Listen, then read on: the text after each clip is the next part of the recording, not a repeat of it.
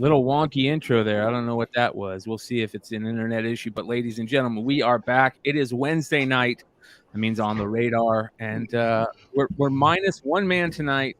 Shout out to Marcus, who's out partying and having a good time, and while we all hold down the fort. But we got the crew here. I got Vinny, I got Trey, and we're ready to rock and roll. I know there's 16 live in the chat right now.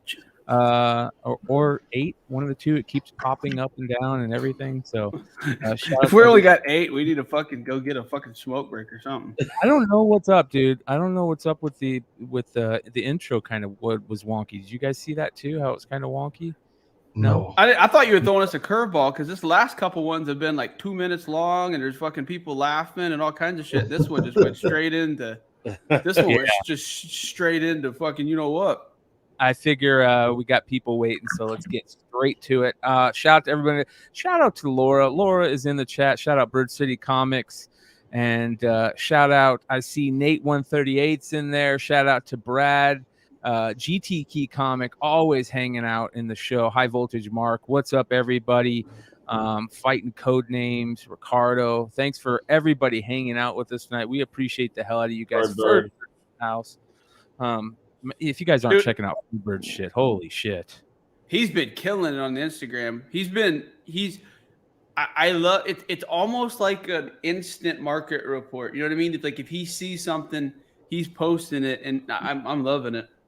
Yeah, man. Yeah, dude. That's what we're gonna talk about it. I bought something because that Beyonce Maxim magazine that he brought up, I think he's really, really onto something. I think that's her first cover appearance as a solo artist.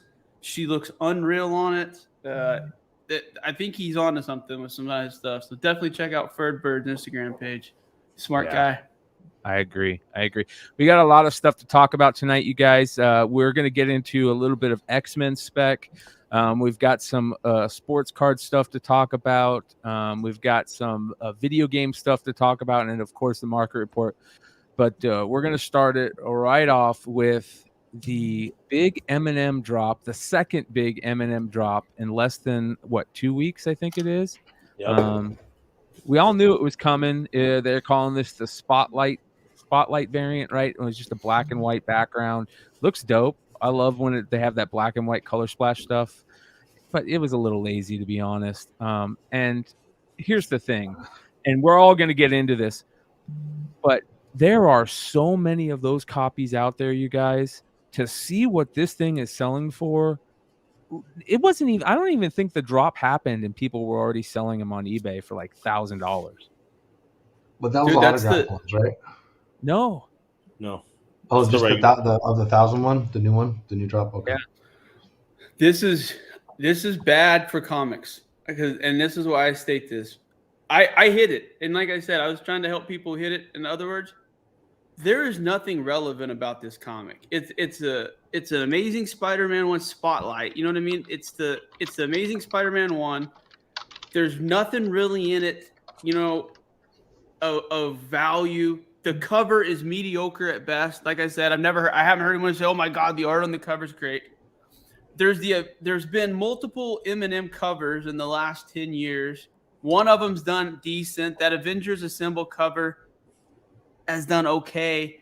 I just think that there are nothing coming out. There are no books that anyone's excited about. There's not any series. There's not Saga, Batman. No one is talking about a book at all. Literally, the only book anyone talked about this week in the Discord was this new wrestling book. Yeah. So everyone is it's the holiday times. It's cold. People are sitting around the computer more. They're doing, looking more on eBay. They're looking more comic book stuff. There's nothing to speculate on. And you have all these sharks in a very, very shallow pool now. And this is exactly what happened. Well, I cannot freaking believe that this thing is selling. The Spotlight is selling on average for $700 to $800. Yeah.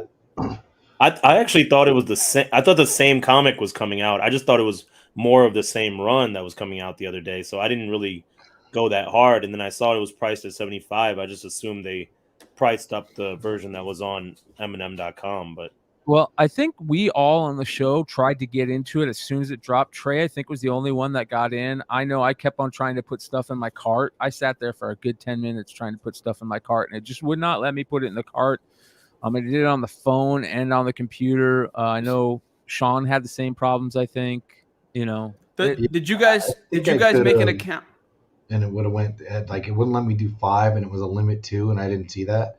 But I got 5 of the first one, so I was trying to get 5 on the second. It got down to 2, and then I think it said that, but I was so quick that I tried 5 again, and then it didn't work, and then I think it went to sold out once I realized it was 2, and that was about 10 after by that time, because I was trying on the phone, got off the toilet, and got logged on the computer, and you know.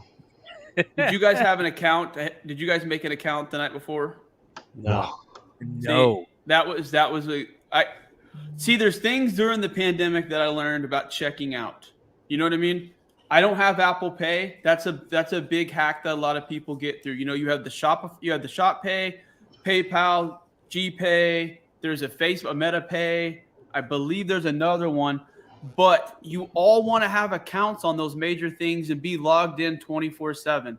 And I knew that drop was coming, and I knew people were going to the people have accounts. Just if you look at the way the back end works, you get through things, the checkout process faster because everything's your address and everything's already been inputted.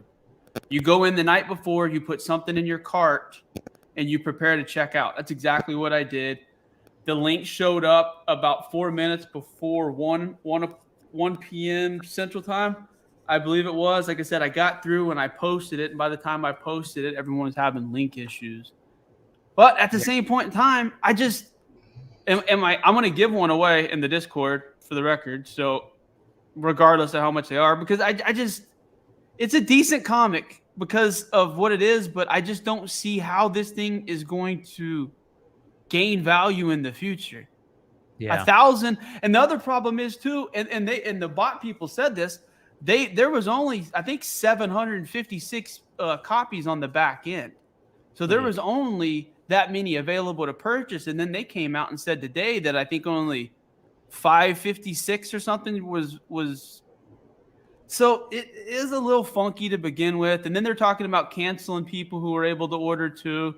Which, I mean, I get it. Am I going to be a little bit pissed? Yeah, but I mean, it is what it is. But it just seems like from the time that acetate gate happened on the Crate and Crane deal, everybody just fucking vicious. And if they don't get something, they want to tear it down to the point where they try to make it worthless for other people. And that's what I've been watching the last couple of weeks. It's pretty pathetic. You got people that were complaining about the Eminem variant last week and then, celebrating because they got the Spotlight variant this week. It's just like, be consistent. That's all I ask. Is just be consistent. For everybody out there, Trey brought up the Discord. I dropped an invite link to the Discord. If you guys go into the Discord and you'll see this general chat that has a little voice symbol next to it, and you jump in that chat, at some point we're going to be able to bring you guys in for calls. So I want to, there's another reason to get in the Discord, including, like Trey was talking about, that type of information that you'll find out the day before where, a lot of people found out about the Eminem drop, got the link for the Eminem drop through the Discord. There's tons of different channels in here, for different things. 78 points of articulation just jumped in. You guys see how easy it is. And at some point, we'll make it available for these guys to ask us questions and all kinds of stuff. And we're going to have listening parties set up through there also at some point. So make sure you guys jump into these places, come hang out with us, get the information. The link is in the video description below. So go check it out. You want to talk about somebody's fucking talented. That's 7-8 points of articulation. The way that he frames his shots and some of the stuff he does. We are so lucky that he is in our Discord and hangs out and posts and shows some of his stuff because it really is cool to have that kind of brain to think about how to frame the figures and the way you shoot them and to make them look realistic as possible. Talented dude. Oh yeah. He knows a lot about because we always go back and forth on designer toys, all the way back to the inception of that whole movement and like a bunch of the early toys. He showed me a bunch of that stuff. So it's really cool to have somebody on there who knows so much history about toy stuff as well. Brian's gonna kill me. We're gonna go off topic for a second, but you gotta explain to me. During last week during the Discord in the designer toy section, Vinny was like, "Hey guys, in a few minutes, hop on the Network app, which is a popular app. It got popular during the pandemic. Ben Baller does some drops. They do some different things on there. Well, he brought it up and he's like, buy this bear brick. Well, if Vinny tells me to buy something, I usually buy it without question. And I did. It was $135. And if you look on eBay the last couple of days, they've been flipping for $360 to $370. So it's called a bear brick. Bear brick. Can you explain a little bit of the history on these? Because they're one of the more popular designer toys that I didn't realize that were as popular as they are. Yeah, they were. It's basically, so there's a Japanese company called Medicom, and they used to do these Kubrick toys, and they basically took that and kind of added, made it into a bear and made it sort of a mascot for the company. And they do it at different sizes. They have 100%, which is like about this small. They have a 400%, which is like this, and then they have 1,000%, which is like a few feet tall. Typically, like the 1,000% are the ones like that will flip for the most amount of money later on down the line, but they're too big. They're too big for me, so I have like just a few of them. I kind of stick with the 400%. But what happens is you have a bunch of brands collaborations, you have a bunch of fine art collaborations. So you have people like Shepard Fairey, you have Cause, you have Hebrew Brantley. Just a lot of these big names that step in and they do their own take on it, and it's just a really cool way of people taking a medium and putting it out as a toy, and I think this kind of paved the way for Kid Robot to do their Dunnies and a lot of the other designer toy artists to kind of create their own style of figure that other people are then customizing. I think next week or one of the weeks after, I would love it, and I'm sure Sean and Brian would too, if you would maybe go over some of these designers that you talked about, like Party, and I'm not necessarily familiar with them as you are, but maybe if you could go over like some of the stuff they've done, why they got famous, and things like that I think that'd be an interesting segment that might be able to link some people to some of the designer toy stuff. And because you're right, Vinny's been really on top of this since he and I become friends, and I've missed a couple drops that he's told me to participate in that have done really, really well, and some call stuff early on, and a couple other of the NFTs. So he's really good at that. So maybe if you have time next week, you can maybe do a segment on some of the ones that you like and why you like them. And yeah, for sure. And like, I mean, just for example, that Shepard Fairey, that one that I put in, like he's this really big fine artist. He started out as a graphic designer. He's just basically iconic at this point. He's at a Cause level. He's at a probably. He did the Obama campaign post. He did the Hope poster. Yeah. So he's just super well known in the space.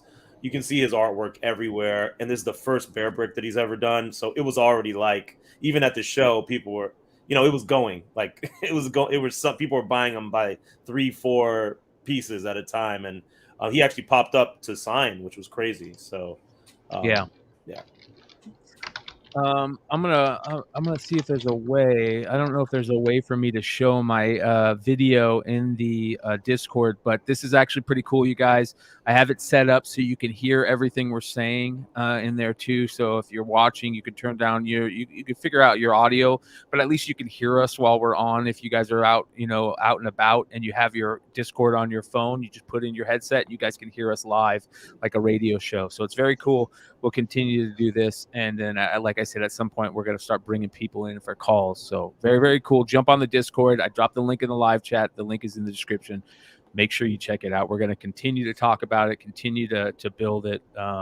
It's pretty dope. And like 78 says, the audio is quicker than YouTube. There's like a 7-second delay on YouTube, which kind of sucks. So, and by the way, we had a happy belated birthday to Sean. And Sean's dropping some beer, or Trey's dropping some beer money for Sean in there. So. Again? Thanks, dude. I did it. I don't know how much a steak. I always start. You know what I mean? I know he he's in a different part of California with. I don't know what a steak. I know what a steak fucking costs us in Santa Monica, but I don't know what a steak costs in the high desert. So I was trying to get him a Thanks, steak man. and a beer for anytime, man. Like I said, I just didn't know if you No, got like a appreciate it. sirloin and a or you're able to get a ribeye or not. But Yeah. Doing well. Yeah. Just a heads up, you guys, if you do jump in the Discord thing, mute yourself until we call on you, just because your guys' stuff will come through. So if you jump in the Discord, just keep yourself muted, and it just makes it easy for me to stay in there like that. So, all right. Another thing that we want to talk about, I was talking to Sean before the show, and we were, I was doing the market report, looking for market report stuff, and over the past couple months, we could just see the drop in comic prices. It's absolutely crazy, and not only that, but like weird things are happening. Like I was talking earlier to Sean about that Tedesco. What's that book again, Sean? Ultimate Spider-Man 1? No, Spider-Man 2 #1. Yes. And it's a beautiful Tedesco cover with Miles, and it's a 1 in 50 with Miles and and it came out hot, but then Ratio would be considered hot, you know what I mean? He did a little better than that. Then eventually, I mean, it's just like everything else. On 9.8 a couple and got rid of them, and then it became whatever $800 or $900 at least, something like that. Yeah, that thing was selling for $800, $900, and you go look on eBay, and just I think today or the last couple of days, within minutes of each other, two sold. One sold for like 3 something, and one sold for like 7 something. So prices are all over the place on books. I'm seeing that with a ton of other books out there, mostly moderns. Vintage stuff always sells decent, but you can get such great deals on books right now, you guys. It's absolutely ridiculous. If you have that extra money to drop in some investment stuff, right now might be the time to do it. And, we're going to keep talking about that. But the thing that we're also noticing is, on top of there not being just that amazing new book out there that we're all reading or something like that. Shout out to Chad Cave for the $5 super chat. He says, show is so good. Thank you, brother. We appreciate you. We appreciate all you guys. We got 71 live, by the way. So not only is there not anything really good out there that we're all reading at the moment, but at the same time, it's kind of tough as a seller to sell your books. And obviously we're seeing that. We're seeing it big time on Whatnot. I do sales. Sean does sales. A lot of us do sales out there, and we're seeing the big time drop in the amount of viewers in each sale. A lot of people aren't buying now. Of course, that could be because of the holiday season, that type of thing. We always see a drop in sales in the holiday season. But we also are seeing a drop in sales, I imagine, because of, well, not only imagine, I know, because of the, economy and everything that's going on right now. But Sean was saying the same thing. I mean, what was your average, do you think, 6 months ago, or let's say, 6 months to a year ago, whenever you would go on sales and whatnot, Sean, for viewers? I mean, all honesty, I've always had good stuff though. So the only time, honestly, I definitely would run a handful at most, usually, of probably $3 to $5 books, just to for the pace of it. You know what I mean? Not always want to run back to back, $200, $300, $400 books.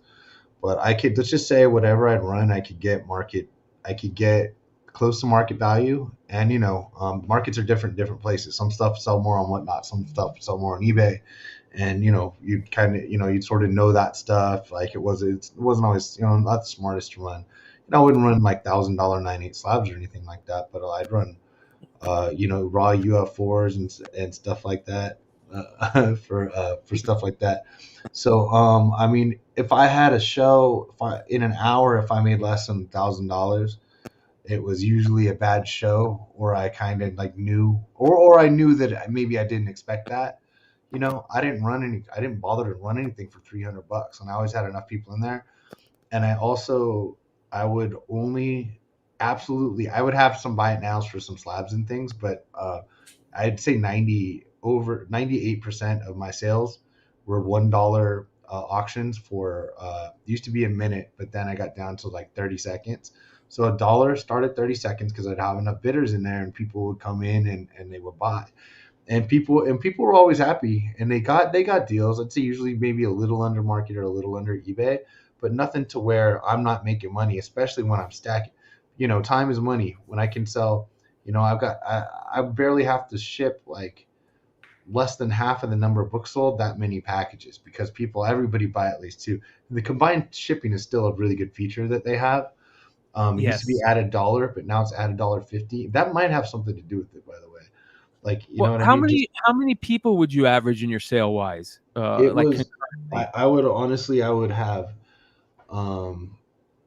a bad sale would be 25 or 30, and a really good sale would be, for me, this is me personally, you know, I can tell you about most people's averages, 55 to 85 people live, and that's so you have enough to get bidding wars. You know, I did a good job grading the books. I was featured on a lot of their sales and stuff like that. And the thing is, I can't run those anymore. I can run them. I price everything like almost like a 25% off buy it now, and that's why I start the auctions. I can't do them at $1 anymore because there's not enough people in there. And if I have an auction where I don't have enough buyers in there, even if I've got, like I've been doing seriously like 12 to 25 people at a time. And if I don't have people in there, and I can't start it at $1. You know what I mean? I did a sale last week that was $1,000, and I was pretty happy about it. When it used to be like $1,000 like sucked. It was easy to do the $2,000 to $5,000 a week, and just one or two auctions on there. So we got a Discord section. We got a Discord section discussing Whatnot. And you can go in there and look in the comments, and it's very obvious the reason that Whatnot is the viewership and the sales are going downhill. It's literally the same. So, but I mean, it is market and it is holiday time as well. And I still get the viewers. I still have good sales. I still have people that trust me. It's just getting the word out because they don't spend as much time on Whatnot. Like I don't. But you're a good guy. You're one of those guys that stand by your shit. I don't have real exclusive. But you're the kind of guy, if you sold a $1,500 book and it showed up and the fucking slab had a crack in it, you would make it right on your own. You know what I mean? Like that's your big leg. You can stand on your own with your own reputation because you never fucked anybody over. That's what I mean. Yeah. And that's what we're trying to transition to is what's really cool is what I believe Nerdy Girl, which I don't know personally, International Josh did their first live Instagram sales on either Sunday or Monday and did really, really well. And that's what I was excited about is because I may not be a fan of Whatnot, but I'm a fan of you guys being able to sell your wares and make money in the most efficient way possible. And by using that platform, by using Instagram, by maybe using Discord, YouTube, whatever it may be, that's a positive thing for you guys, in my opinion. Yeah. Getting the control back is always going to be what collectors and what everybody wants. So eventually, and you know what? And these things are so cyclical. You know, there's going to be a Whatnot, and then 18 months later, there's going to be somebody that's going to take the crown from them, and it's just going to go like that until eBay finally decides to put their fucking dick on the table and say, all right, y'all want to fucking play? And that's what they're starting to do. Well, they got like one nut. They got one nut on the people. table, but they ain't put the whole fucking hog on it yet. They're trying to recruit Whatnot sellers and stuff like that. I've had a pretty good eBay following. I've got more on Whatnot, but that's just the nature of the beast. You know what I mean? It's you know, I've got hundreds that follow my eBay account. I don't know, 1,800 or something, 2,000. I don't know whatever amount of Whatnot. How many are on your OnlyFans though? That's what everyone fucking hears. Just you, dude. Just me. Maybe my $7 ain't gonna be. It's free right now. So here's the other place that I think that we need to start thinking about utilizing more. And again, it's the Discord, you guys. There's a buy, sell, trade section on the Discords. I think that's a great place to start dropping some information. I think once we get that thing really rocking, you know, we'll have that just continue to grow that. But you know, Adam brought up the point, you know, besides eBay, what are some of the other places? And I think that Facebook Live might be something to jump back into. A lot of people have jumped off of that and haven't been selling there as much. all kinds of stuff. So like Facebook Live, IG Live, eBay is going to be start dropping stuff on eBay. I sold 3 slabs on eBay. I got them back from Leg, did some pressing. I sent them to CGC. CGC is lightning fast right now. Threw them up on eBay. Took like 10% less than I was offering on some major slabs. I think eBay is still a great place to sell. So we're going to continue to keep our eye on these places, let you know how we're doing on them. I'm going to be a lot better about getting on these other places and trying to find other places to sell, including you guys setting up consignment at stores and spots. Like if you can find a good consignment place and you're tight with some people, that might be a place to start dropping some collectibles, some books, stuff like that. So hey, all joking aside, if you got a hot ass girlfriend and no conscience, get a fucking OnlyFans page and have your girlfriend sell fucking your comics naked. Watch and see what fucking happens. You think I'm joking? Everyone laughs, but there's seriously, and that's what a smart person will do. They'll go fucking hire a stripper, pay her a really hefty sum, and be like, pretend you're my girlfriend and sell my comics on OnlyFans. And based on what I've seen between the Xenoscope people and everything else, shit. Fucking yeah, they don't. Whatnot, dude. Dude, trust me, the girls with the books. Oh, whatnot. They usually don't. They usually don't know Only anything fans. about them, and there's a reason for that because you don't know whose books those are. Yeah. Sometimes someone just do. Yeah. Hey, I'll start. 78 points of articulation. We'll talk on Discord later. You and I are on the video. I know Vinny will want in on this too. Only comics. We need to start that. What are we doing, you guys? Don't feel exactly, that. Guys, don't. You guys know exactly what I'm talking about. You know those the people that are on Facebook Marketplace that the girls that sell the used clothes and shit like that. You remember how it used to be on eBay before fucking 2018? There used to be girls with cleavage with slabs and shit in front of them. I mean, it used to be fun on the internet. Yeah. Bro, Trey, I literally saw a Whatnot advertisement about a month ago, a couple weeks back, of a girl saying like, "I want to choke the shit out of you," and it's a Whatnot comic sale advertisement. You know what I mean? So, yeah, it has gotten that way. Hey, has anybody done a virtual no, seriously, Brian, you would know this. Has anybody done a VR comic book sale yet? That's a great question. And like some type of Fuck meta that. place. Yeah, I'm okay. I got an idea. Yeah. Hey, here's the other thing. Why can't a guy create a VR character and sell a chick character? You could change your voice. I can pull up a voice changer right now and change my voice into anything I want, dude. You can create these VR characters. I bet you half the VR characters on fucking YouTube are that are chicks or dudes. Anyways, let's move this on, you guys. We'll keep our eyes on some of those places with the comic market, but I think it's an interesting topic for long-term information down the road. Some interesting stuff. Miles, we were talking about the Tedesco variant and a book that has, I don't know if it's dropped off, but I think that once people are starting to really pay attention at the print run on it, is that Ultimate Fallout 4. The print run is so damn high on that book. And we were seeing that at a 9.8, a $3,000 clip for a 9.8, and now it's dropped to about half or less on that. But the other collectibles out there from Mile are really kicking, and there's a new collectible out right now. The Target Funkos have dropped for the Miles, and I love how they're doing this, where they put the comics in the background or the cards in the background. I think that's such yeah. Yeah, I don't think it's an actual comic, but it's cardboard right back there. I mean, yeah. Actually, Sean, you would know. You're holding it. You can figure it out. Hey, Brian, you know what else has dropped? The fucking San Antonio Spurs, motherfucker. We were down 20 in the fourth quarter, came back a 1-by-4. Thunder up, bitches. If y'all looked in the gambling section of the Discord, I said with the +3, you would have been a fucking winner. Sorry, I'll shut up.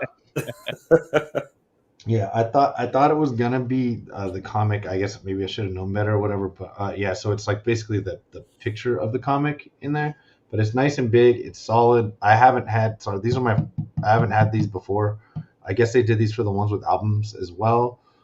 This was pointed out to by Emmett. Heroes Were Born to me. How there's holes in the back, inside, so you can see them there if you behind where the 15 is. So there's holes that go through it. You can take this thing out of the box and keep it nice, and you can hang it on your wall. Yeah, see that? That's Right cool. there? So you can Yeah. hang this thing on your wall, keep it nice or whatever. You know what I mean? Like I don't always get to recommend. Most people that I recommend like things for their kids or whatever. My buddy's kid's a big Spidey fan. I think these were $20, and I'm like, dude, this will probably be worth something. You give it to your kid. He's a giant Spidey fan, and I'm like, dude, just go with this. So finally, he's like, when are those things gonna ship? So anyway, they finally shipped. We got them, so he's got them. So I'll tell him once he gets his kid can do that, since he did get two. And I was like, yeah, grab these things right away. So And they sold out, maybe right? if his kid wants to, I believe it's a long time ago they did, yeah. December 1st. I think they're 45 or something on eBay, which I don't think is too bad, because if you got in early enough, how would this catch you by surprise? Yeah. As long as you saw it, how would it catch you by surprise? So anyway, they came out. I think good purchase. I've got 4, not to fucking store them, but whatever. Yeah. Are you gonna put yours up on any sales, or do you plan on keeping it?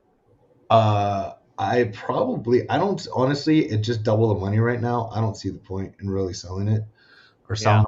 I did get 4, so, and I don't know. I would, like, if I had another friend with a kid or something like that, but then I'd just be like, either give it to him or ask for the $25 or whatever. You know what I mean? I don't care about that. Yeah. So I don't know. I think they're cool, and with the Ultimate Fallout 4, and probably, man, didn't this come out like 6 months ago? When Ultimate Fallout 4 was $3,500. Yeah.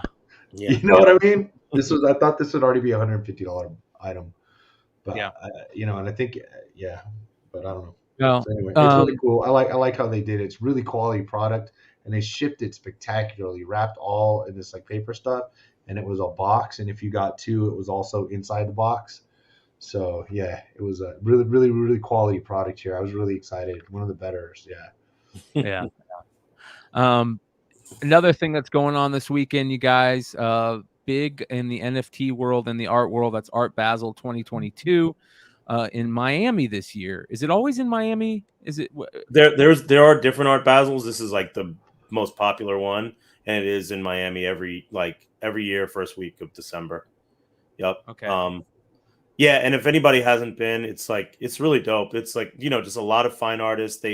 They take over the Miami Convention Center, and you have anything from like Renaissance art to contemporary art, lowbrow art, everything there. And then in addition, there's a bunch of pop-up galleries all over the city. So there's probably about 250 to 300 galleries represented throughout the multiple, either between Miami Art Basel or all the surrounding events. So it's really cool. At one point, Swizz Beatz was doing something too called No Commission, and he had like his own like curated art show too. So there's so much stuff like that.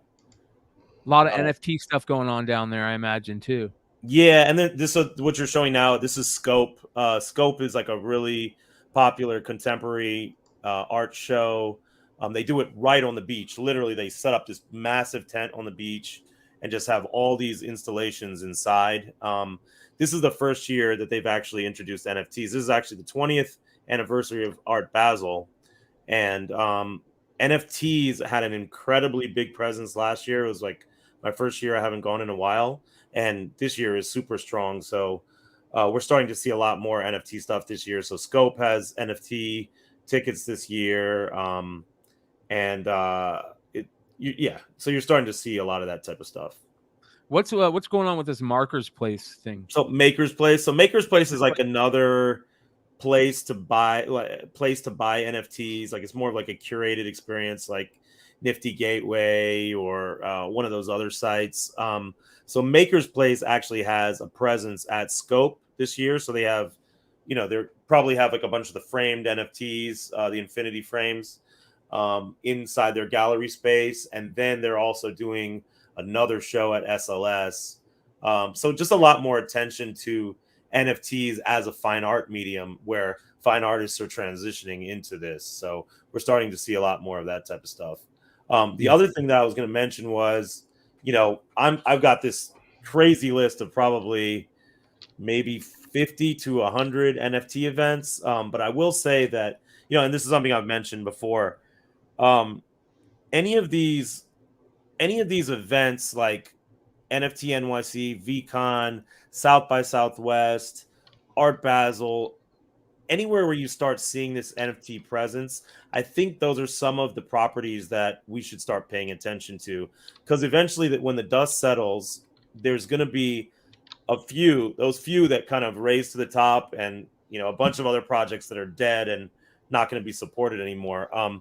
But what I'm starting to see is every time I go somewhere, there are certain ones you will always see. You will always see Bored Ape Yacht Club. You will always see World of Women. You will always see Atom Bomb Squad doing an event. You will always see Doodles doing an event. That's what's happening here. So a lot of these guys, they're making you go through an app on the phone called Token Proof. You connect your wallet to it. You show that you have the NFT, and then you can go to the event. Like, for example, tomorrow night when I get in, I connected my Tom James Art Party NFT to the app, and I'm going to a very small party with Tom James, Pharrell, and Billionaire Boys Club. So there's so much stuff like that that's really dope.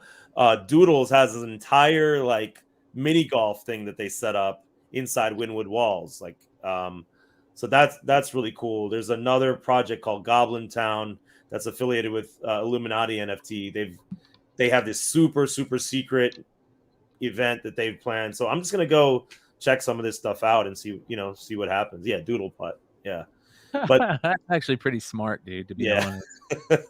And these guys dropped a really dope designer toy this year too. I just was reading about it last night. I wasn't even aware about it. But yeah, you're starting to see some really cool stuff. This, if anybody doesn't remember, I believe the CEO, of Rolling Stone left to go work at Doodles, and Pharrell is also the creative director now of Doodles.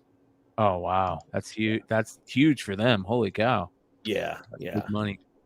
So, yeah, man. I think that we had a really good response to having Rafts be on and talking about a kid called Beast, and shout out to him for coming on. And if you guys are a part of the Discord, there'll be cool stuff coming later on with that stuff.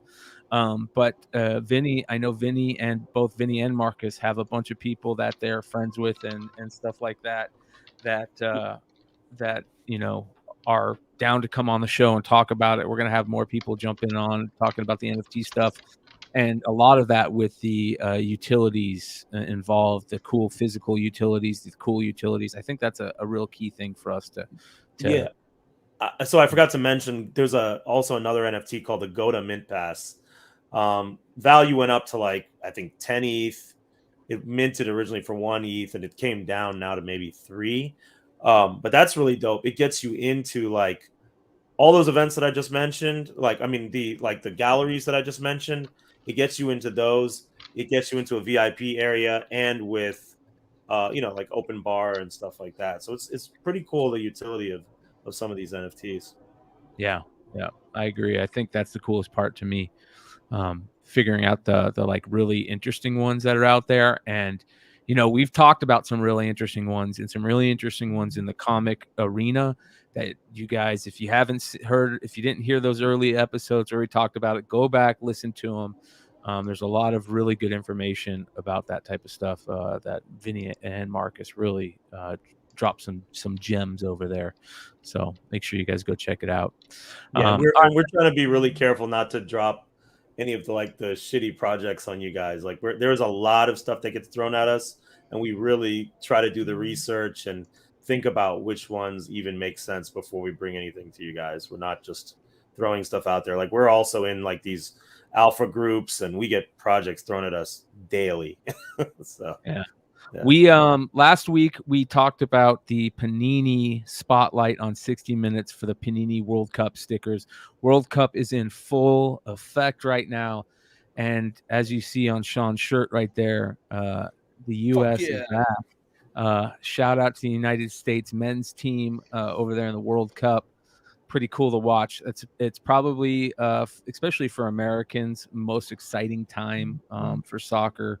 Probably that and the Olympics are the only time I ever tune in. Very rarely will I tune in for any,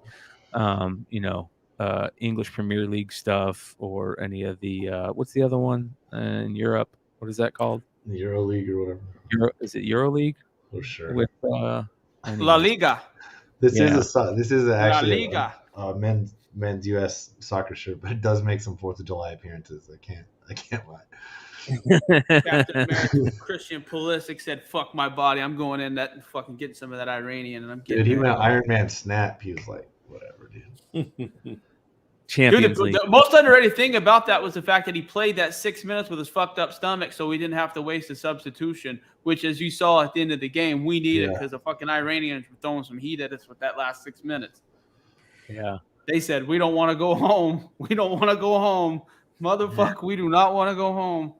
I don't blame them, man. At some point, if you're one of those men's leagues players, you kind of feel bad walking off that field with a win because you know those guys might not be coming back. Anyways, a lot of cool stuff going on in the world of collectibles with that stuff.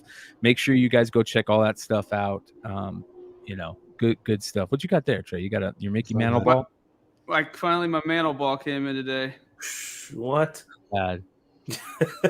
$120 with that's including the shipping. I paid basically it was $113. I'm rounding up for a fucking.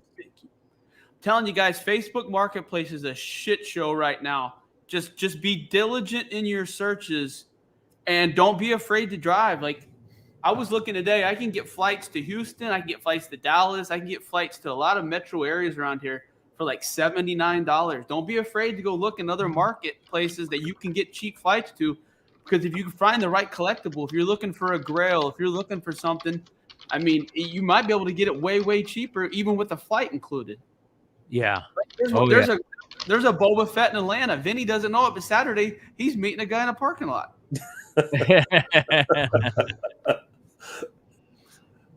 Well, it's funny. That being said, man, finding those grail collectibles is definitely tough to do. And I don't know if you guys saw this, but I'm trying to bring up a link here we go. This speaking of World Cup stuff. This blew me away, and I don't remember if we talked about this on an old market report, but there was a one-of-a-kind Lionel Messi collectible that sold, you guys. This is the earliest signature of Lionel Messi ever. 8-year-old Lionel Messi school card with his autograph on it. Got graded by Beckett. And remember how we were talking the other day about Beckett grading autographs? Like, yeah, they'll grade anything. And as you guys can see, here it is. They certified this is real. It is some football club card from when he was 8 years old. Sold for $181,000, you guys. That's crazy. I mentioned before, guys, but that Lionel Messi ticket is something to be looking at. It's really cheap. And I mean, just look at this, right? But just compared to the rookie cards out there, I think the population, it's a good one to look at. He said it's cheap. It is cheap. I mean, it's like you can get it for like $500 to $1,000 for who Messi is. It's pretty crazy. If you Brian, for that, let me know. Brian, if you go to Instagram /Hall of Stubs, I think it's like on the second row. Yeah. I love Hall of Stubs. By the way, you guys. If you don't know about Hall of Stubs, check it out on Instagram. There's also a badass website. Check out this website. It is called hold on here. Is it Hall of Stubs? Ticket Stubs. It's called. Here we go. This is a good ticket stub to go ticket stub site to go check out. Ticket Stub Collection. Where you can find all different types of stubs. But the Hall of Stubs is another great place. And let's see here. It's right there in the middle. Yep, that's it.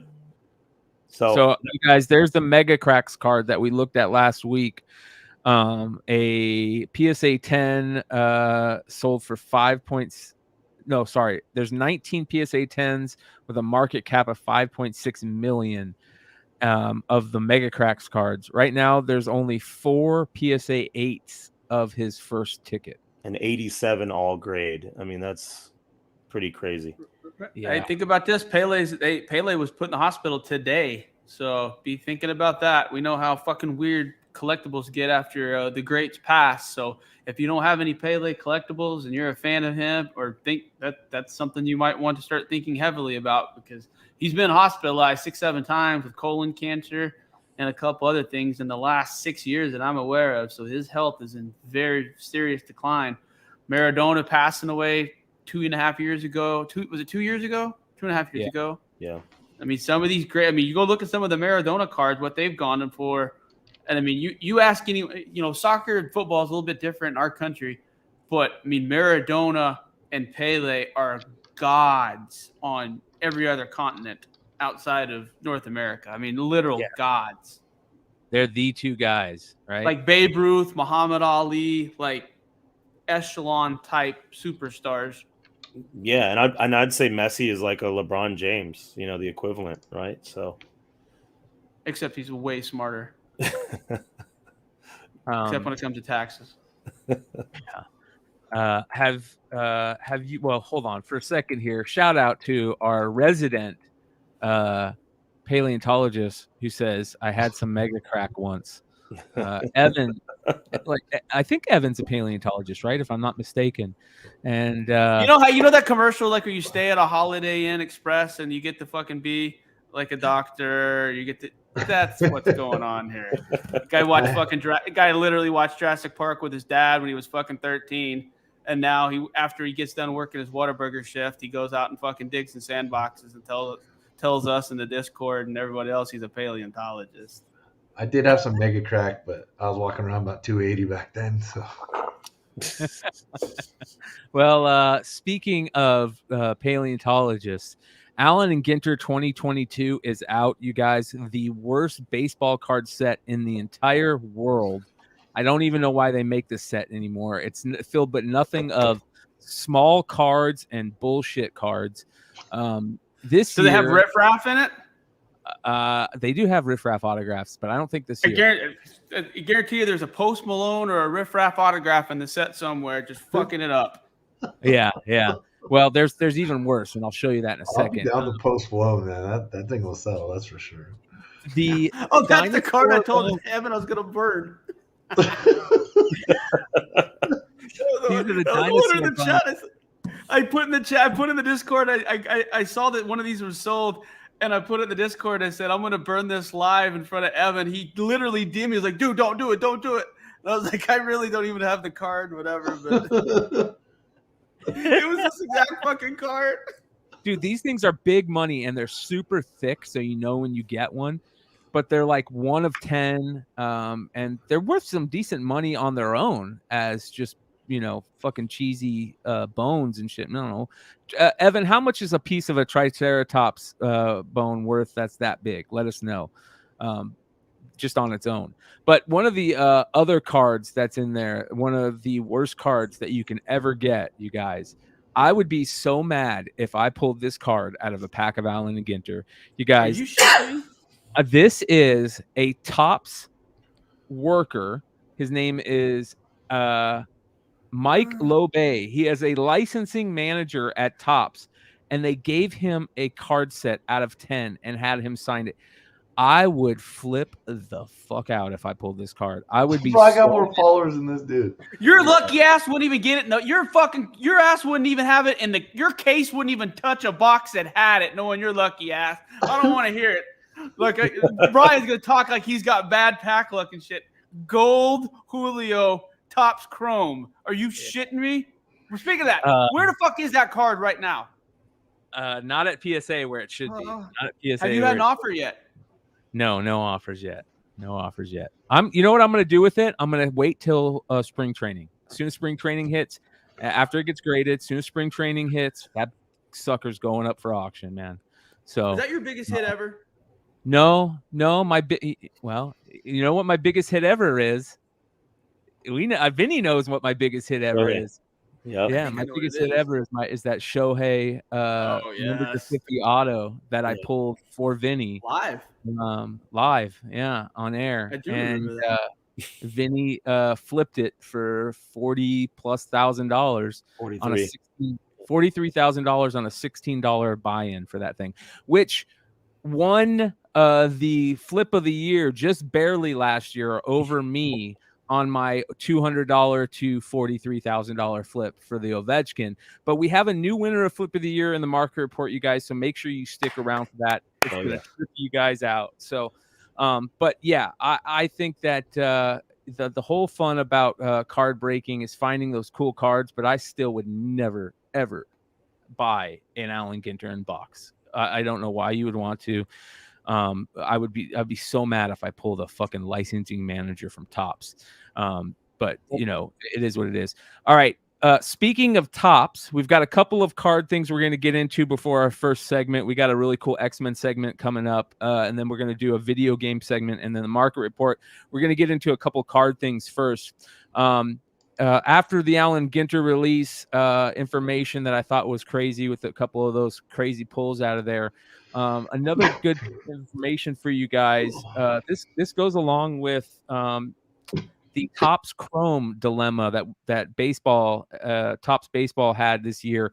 You guys know how pissed I was on that whole thing until I got lucky and pulled that Julio Rodriguez card. You got But fucked oh yeah, until you put the lube back and said, Yeah. yes, I'm home. Yep. So basically, Topps came out and said if you pulled any Paul Goldschmidt's or Aaron Judge cards out of Topps 2022 Topps Chrome this year, whether it's the regular cards or a refractor, any of the refractors numbered 10 or less, they won't accept. But any refractors 10 and over, they will accept, and they're buying them back. There's a bunch of card shops out there. You find the cards. They have dedicated card shops that you can go to, and they will pay you in store credit for these cards. For the base cards, you guys, for each card, you're getting $20 in store credit. I opened up a case of this. Just in my regular pulls, I have 6 of each card.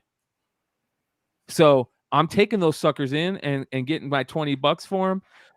If you have refractors of each player, they'll give you $40 in store credit for the refractors, and anything numbered 100 to or less, or anything over 100 refractor wise, they'll give you $100 in store credit, and under 100, $200 in store credit. Why are they doing this?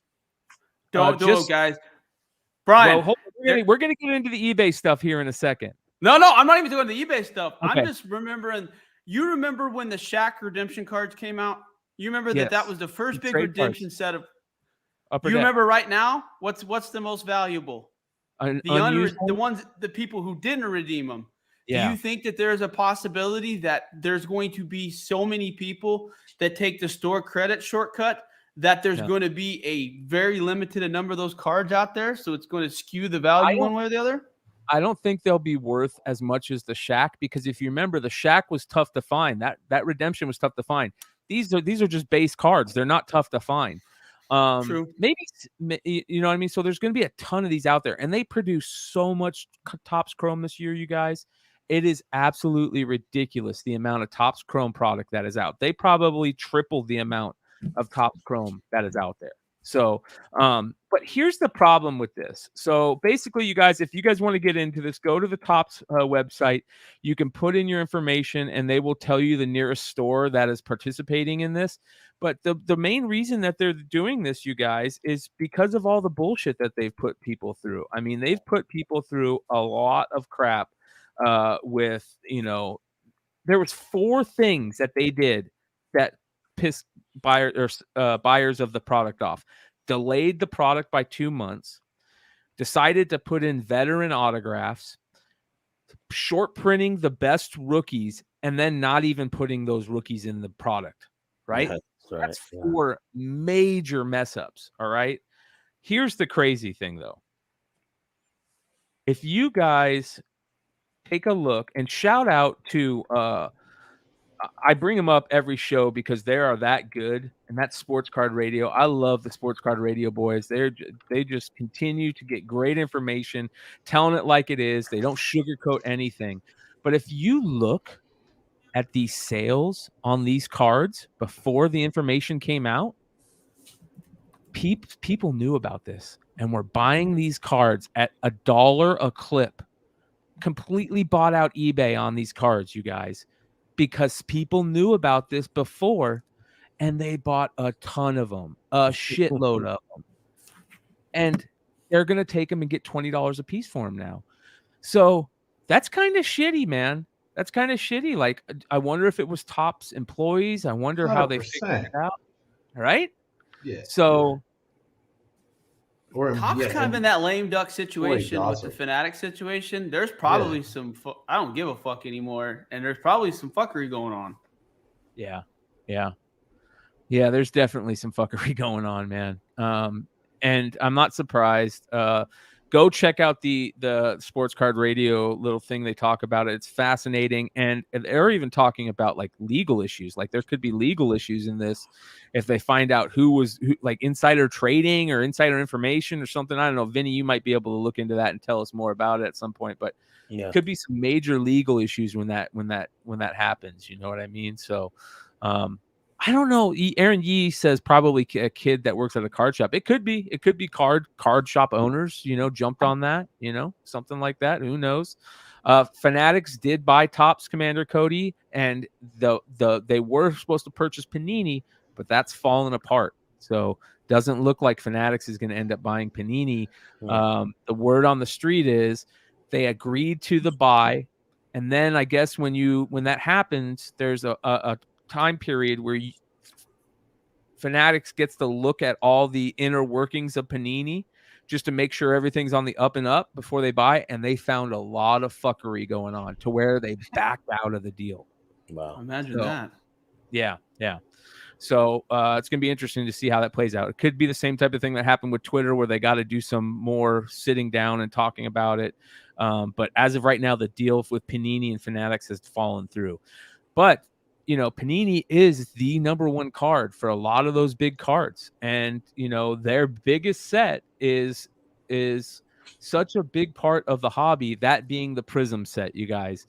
The Prism basketball, Prism football are the key collecting sets for those sports. Prism basketball, you guys see some of the numbers on those Prism basketball rarities and the silvers and stuff like that. Even on some base cards on some of those, it's kind of crazy. But there is some players that we're going to start keying in on telling you guys about to keep your eyes on and maybe pick up some of those key cards. And this week, that one of those players being a player in one of those Panini sets, and that being a very special player who could be that unicorn status, and that's Bull. And Trey's been keeping an eye on this guy for a little bit of time now. Man, he looks something special.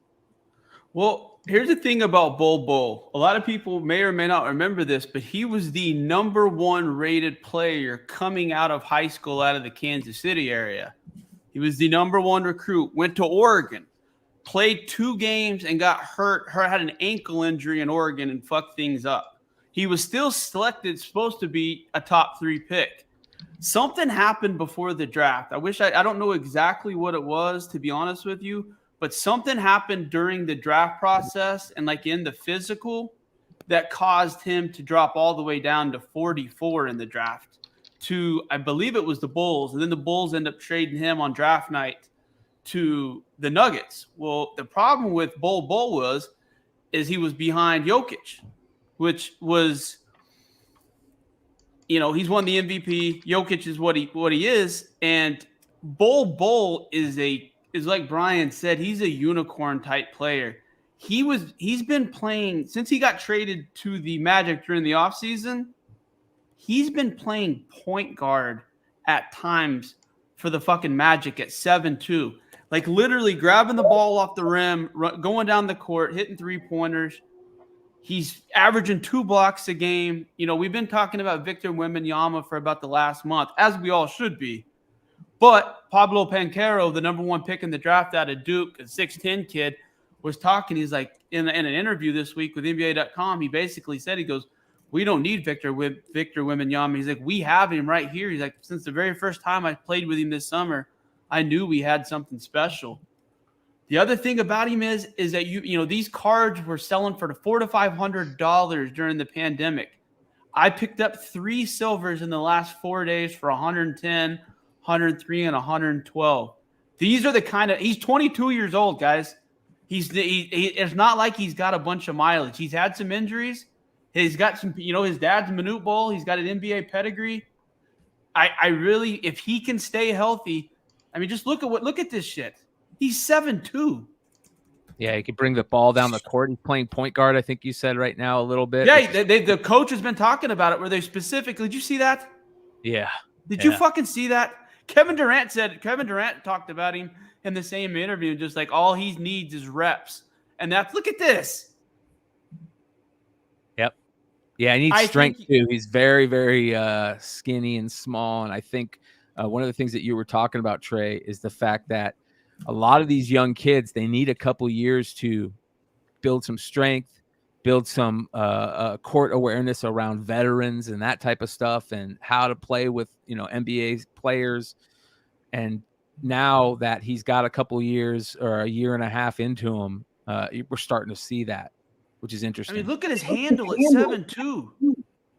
It's just he's one of those things where I think guys like him and another guy that I've invested quite a bit and I posted is Alexei Pokusevsky for the Thunder, nicknamed Poku. Both of these guys are 7'2". And I've spent, I've got a bunch of Thunder cards of Poku and Bowl. I think they're solid tries at $100, $150. It's one of those ones, if he turns anything, those prisms turn into $1,000 to $1,200 card quickly.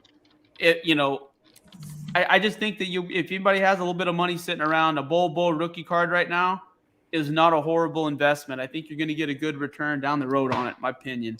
But what are they selling for in PSA 10s, the silvers right now? About what they selling for? I got one for, like I said, I got one for $113 last night. They've been going for $140, $150 this afternoon. That's not a bad investment. It really isn't. You go look and see what some of the silver prisms that one of the other bigger rookies are in that same class. They're $1,000 to $1,200 cards, and he's not that far behind him. So, yeah. Here's some of the recent sales and some bowl stuff. A PSA 10. There's a $100 one. $100. Yeah, there you go, you guys. You can get them as low as $100.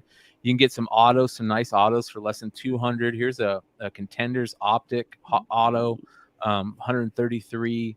I mean, you can get some really nice cards out there for them. Base rookies at PSA 10 are $20. I mean, that's a nice little buy-in. So, what are his national treasures going for? Because that's another card that you popped up on. Well, there's a guy that has this right now. As you guys know, maybe you don't know. I'm just assuming. But the highest of the high rookie cards that you can get, this is the 99 out of 99 Panini National Treasures RPAs, the vertical ones. This is one of those. These are only 99 existence, real patch, real on card auto, et cetera, et cetera. There's a couple guys that got this card right now for $5,000 or best offer. And as you guys know, I mean, some of the RPAs have gone for $500,000. Some of the Doncics, the Zions, and things like this. This kid's talent level is comparable. Do a lot of things have to go right? But I have looked at this RPA all night long and tried to justify, can I justify, buying this and taking the risk? Because if he hits, I mean, this is a big this is as good as it gets. This is as big as gamble as you can take, but it also is the biggest payoff that you can get, in my personal opinion, when it comes to flipping sports cards, are the national treasures. Because it's an insane buy-in to begin with, but the payoff, if one of the guys that you have hits, is fucking tremendous. And this is one of those ones that I've thought about liquidating a few of my other cards and a few other things and making a run at one of these, to be 100% honest with you. Yeah, I don't blame you. I don't blame you, man. He's something special, at least what we're seeing of him now. Like you said, a lot of things got to go right. For a player to be that good for that long a time, or to have a card continue to rise in value like that, you got to have some years under them. And that's why I'm so scared on a lot of these young NBA rookies to go and drop a bunch of money behind them. I personally don't know if I could do it. But you know, if you think I used to be the person that would jump on these right away. Like I would agree 1,000%. And then I think I saw kind of what happened recently with the drop in the market. But you see some of these guys' talent, man, and you can't deny taking a chance, you know, thinking about taking a chance on them.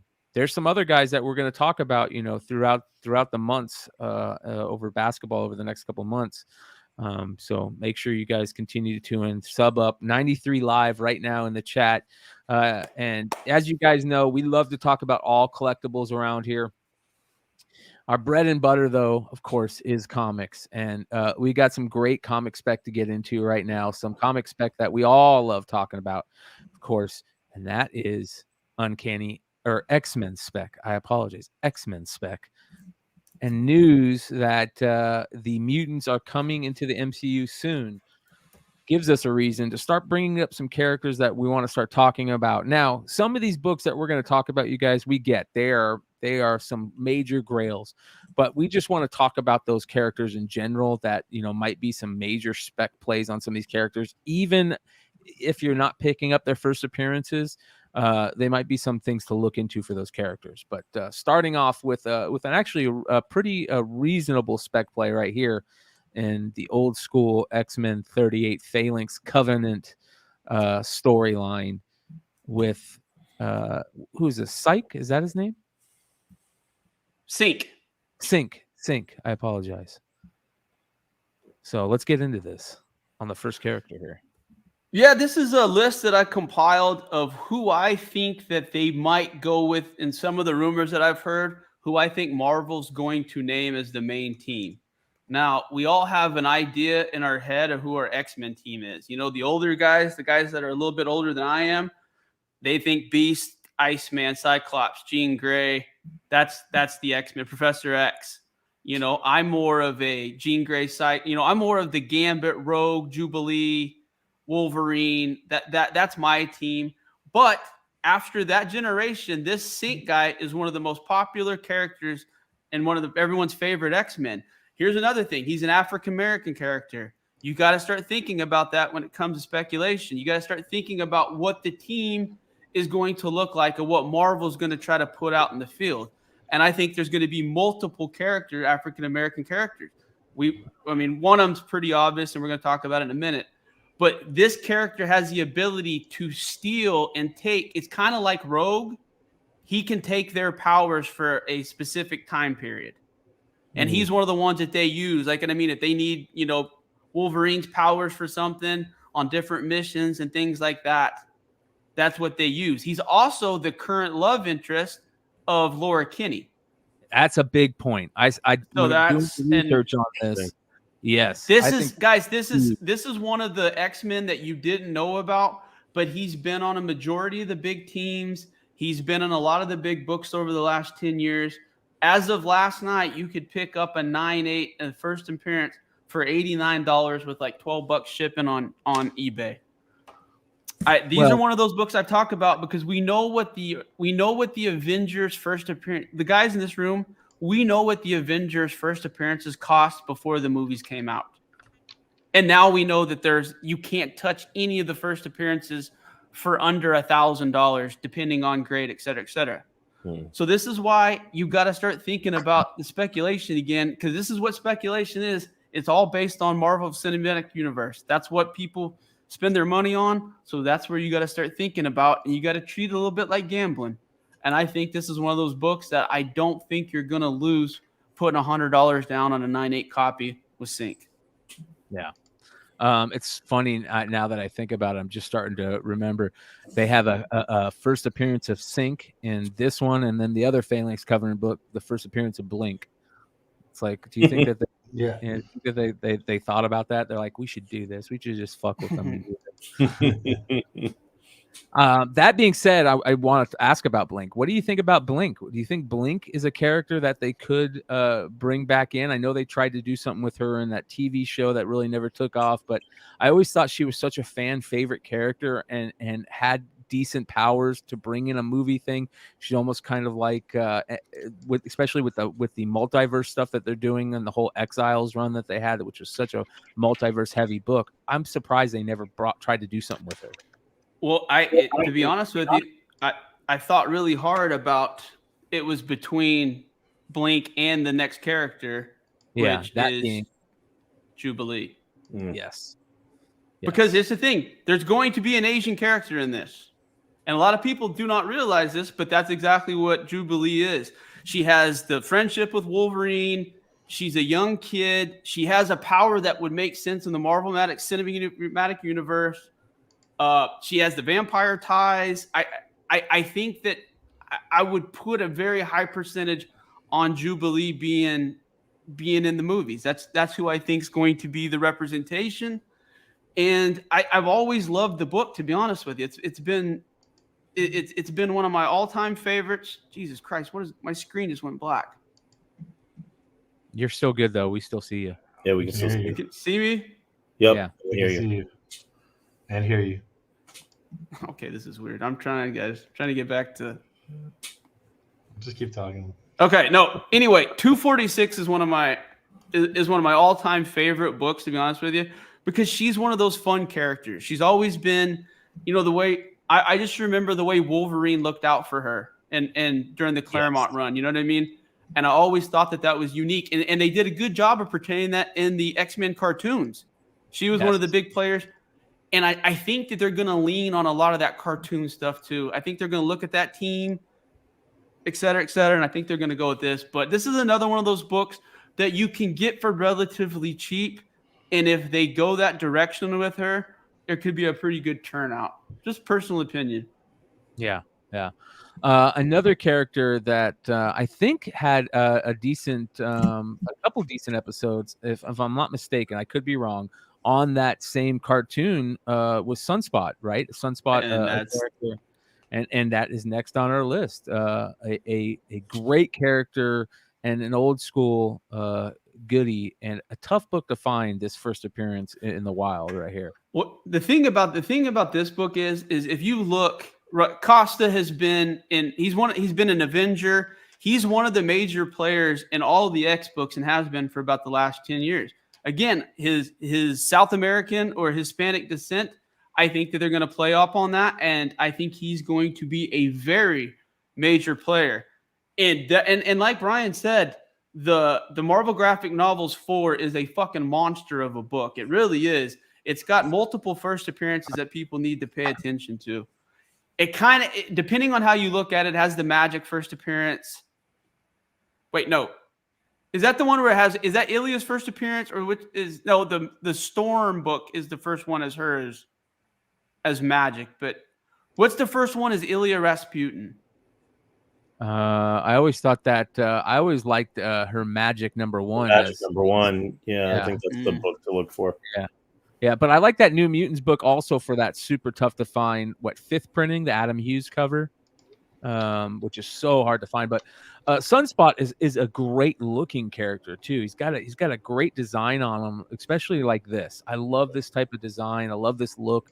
I think that bringing him in the MCU cinematic universe, they could do some really cool stuff with this character, CG wise. So I love that type of idea when we're thinking of characters and people that might be good in the MCU and that type of stuff. So I'm not gonna lie to you guys. There's a one-day show that happens quarterly in Atlanta, and there's this guy who puts out puts out probably 50 long boxes, all for half of them are for like $5 and the rest of them are for $2.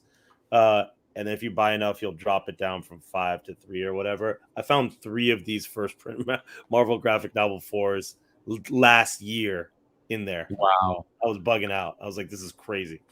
Wow, dude. Yeah. Hey, girl 18, like I said, if you want a fucking hoe on our page, you better show us some shit. We want DMs. We want to see what the fuck you're selling if you're hoeing on our page. We want to see the butthole. We want to see it all. It ain't no free advertising around here. Throw us some shit. Send it to Big Leg. He's gonna fucking be the one that decides if you get on or not. Let's go. Well, next on the list, a character that I don't think one has any interest into Girl 18 at this point, and that is our good friend Bobby Drake, Iceman. I think you know what I mean. I was going down the list of, like I said, political things. There's going to be a homosexual gay character. And he has been I went back and forth on this. And to be honest with you, I almost went Alpha Flight 106 because North Star was technically the first character to make that splash in any comics. And it was a huge political statement, and it still is. I went back and forth on if they were going to go with North Star or if they were going to go with Bobby Drake. And I thought about it. And he's been in most of every X-Men, everything they've ever done. His powers really work on the big screen. And I just thought that that's where they're going to go instead of North Star. Granted, X-Men #1, 1963. We know how much that is. Not a fucking cheap book at all. It's technically unaffordable, but I had to. Unfortunately, this is who I think is going to be on the team and where they're going to go. What about this book? Do you think that this book is worth looking into? And that's the book, of course, where Bobby comes out as gay. I know that like these type of books, origin stories, second appearances, major story points don't really hold much value anymore, which is kind of weird compared to, of course, the first appearances. But maybe this might be something that you can pick up cheap. But there's a ton of them out there. The problem is that even book Alpha Flight 106 isn't a popular. I mean, it's a $25 raw book, $100 9/8 book. You know what I mean? So, and if that story isn't the one that people have gravitated towards, I don't know if this is going to be something that people would follow. You could be onto something. That's just not my world to necessarily comment on. Yeah, as I just commented on it for 5 minutes, but Well, another young character that actually, before we get into that other young character, I definitely want to talk about another character. There's a couple other characters that come out of the X-Men world that are part of that big book, as we call it, virtually unattainable at this point, in that X-Men #1. But that is Cyclops, Scott Summers, who he's going to be on there. You can't do an X-Men story without Scott Summers. Depending on whatever direction they go, he's going to be there. It's just he's Captain Krakoa. He's the X-Men leader, however you slice it. So I always hated Cyclops. I thought he was the biggest pussy in the world for the longest time. And then once he started being with Emma Frost in the comics, everything changed. You could tell she brought out like the badass in Scott Summers. We got to talk about bring up when I'm done with this. I want to talk about Emma Frost for about 2 minutes about something else with the chasm and that storyline. But and that's the thing is you'll obviously know where I'm going, where Bryan and I are going to go with this next. It's going to be the most important piece of the X-Men, and this is in my personal opinion, Jean Grey, aka Marvel Girl. She honestly, I think, how a lot of people say that Iron Man, Captain America, that's the glue. I think that she's the glue to the X-Men. I don't think it's Professor X. I honest to God think it's Jean Grey. I saw some interesting casting rumors in the last couple of weeks about her. It's going to be interesting. I'm just going to let everybody know if she's not a natural redhead, I'm going to be pissed. But it is what it is. Well, and again, X-Men #1, fucking way out of most people's price range. But do you think there's any play at all on the characters that they introduced where they brought in that other team from the different realities? Team? Any play? Yeah, do you think there's any play on those characters? I don't think so either. I don't. They were on the Champions at one point in time, and then they not retcon that, but I think that they switched back up. They've been invited to Krakoa at one point in time. There was some. I forgot what happened to him, to be 100% honest with you. But I thought that was just another horrible. Well, that Jean storyline. that Jean Grey had her own little side story going on during the whole Krakoa stuff, if I remember correctly, and they tried to play her out as a big character, but it just doesn't seem like it's working. But yeah, it is what it is. The next character is, I think, a character that they've really tried to hit on before, and it just has never taken it off. But to me, I think it has the most, out of the main characters, it has the most, like, if it finally hits, this character is going to be, can be so huge. And that being Storm. I think Storm has been, she's just, I think, so badass.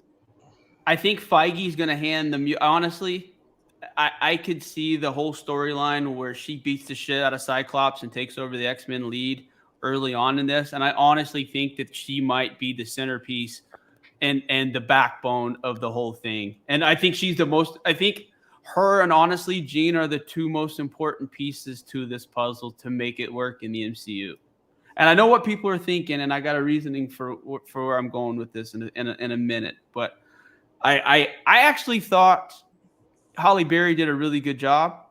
I really did. For what it was, those movies were, if you look back on them, they were corny to an extent, but you look at the fucking times they were being made. You know, if you look at some of the casting and some of the awards and things like that, some of those cast members won on those X-Men movies, they weren't bad. Yeah. They really weren't. I loved X-Men First Class. I thought it was excellent. I thought all the X-Men movies with McAvoy and what's his name as Magneto were great. The Apocalypse one was a little rough because of how they made Apocalypse look so stupid. But he looked like the fucking villain from Power Rangers. He did. He looked like fucking, what's his name? Vic, Violet Vic, or whatever his name was.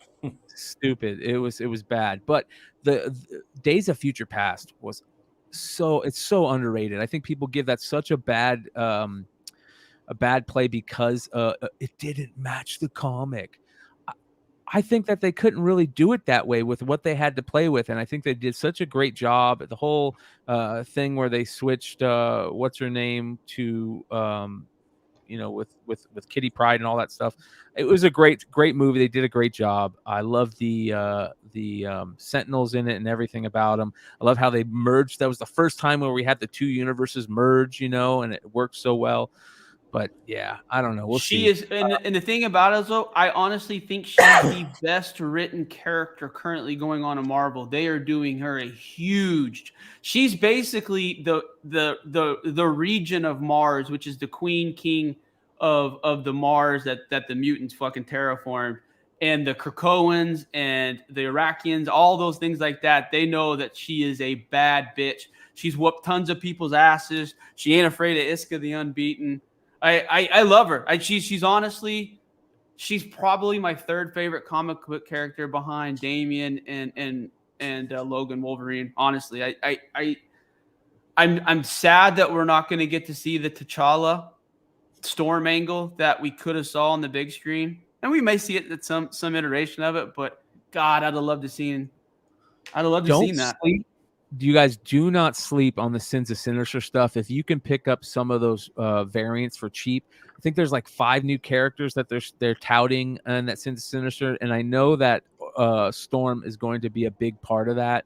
So, especially if you're a Storm fan, I wouldn't. When I say don't sleep on it, I'm not saying don't spec on it hard. I'm not saying spec on it hard, but it's worth a read and a pickup if you can find them cheap. I think that's going to be a cool little storyline. So that's people aren't going to like this next one.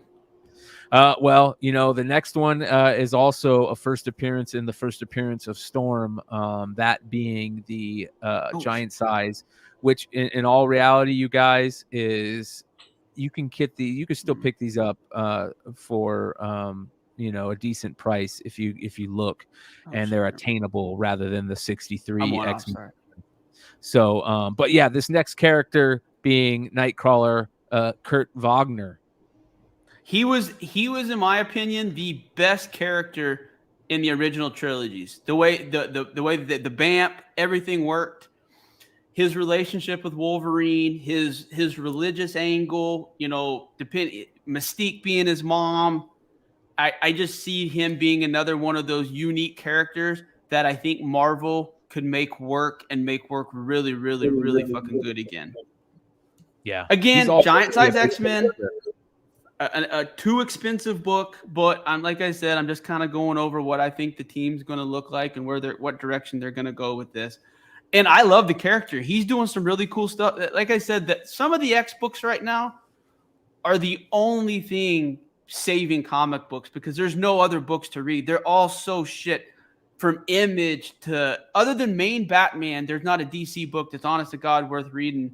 And outside of X-Men, X-Men Red, and X-Force, there's not a lot great going on at Marvel either. But I really, that and the what is it? The Strange Academy. Strange Academy's good, but he's Kurt Nightcrawler is the main character in the book, Legionnaire's book. Yeah. And he's been coming out with this mutant religion, and it's been interesting. But anyway, I know we're taking up too much time. But he's also a big character in Sins of Sinister, so keep a lookout for that. Absolutely. Yeah.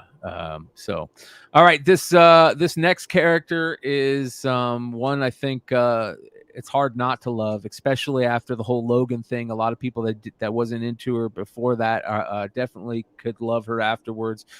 Such a great representation of Laura Kinney, aka X-23. Killer character.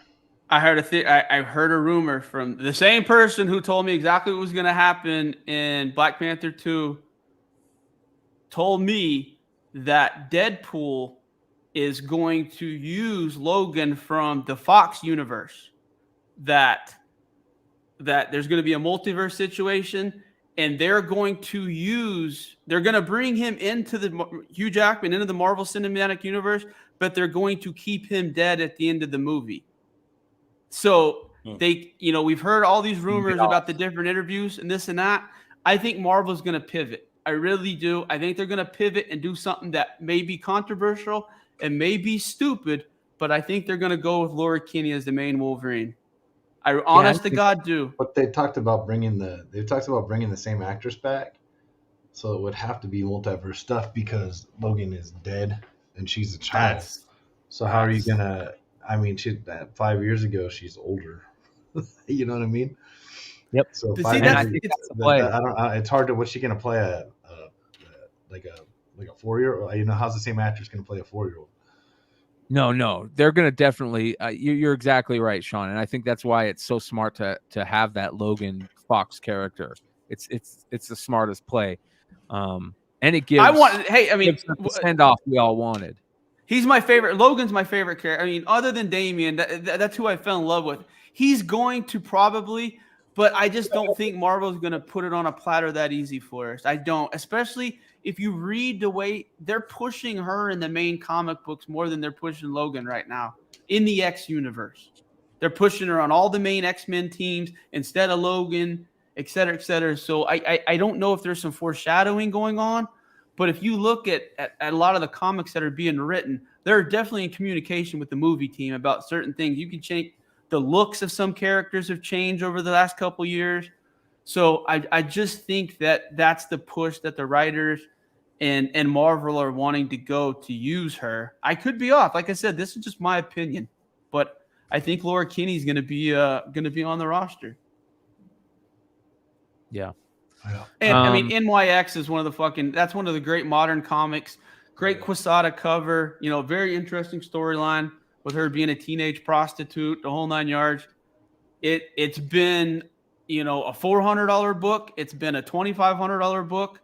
I'm glad to see it's coming back into that $1,100, $1,200 range for 9/8 because she's a fucking amazing character. I mean, it really is.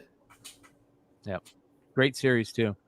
All right. Next on the list, another great character, especially I love the design of her. I've always thought she had a great design, and that is Polaris. And here's my reasoning for Polaris, because they're not going to – they fucked up the Scarlet Witch and the Quicksilver. I don't know how – especially after the fucking Wandaverse bullshit with bringing in the Quicksilver and then using him as – you remember that in the WandaVision? Yep. So they've honestly – they've washed those two characters. They're not going to be able to use them as mutants. We all know Magneto's going to show up at some point in time.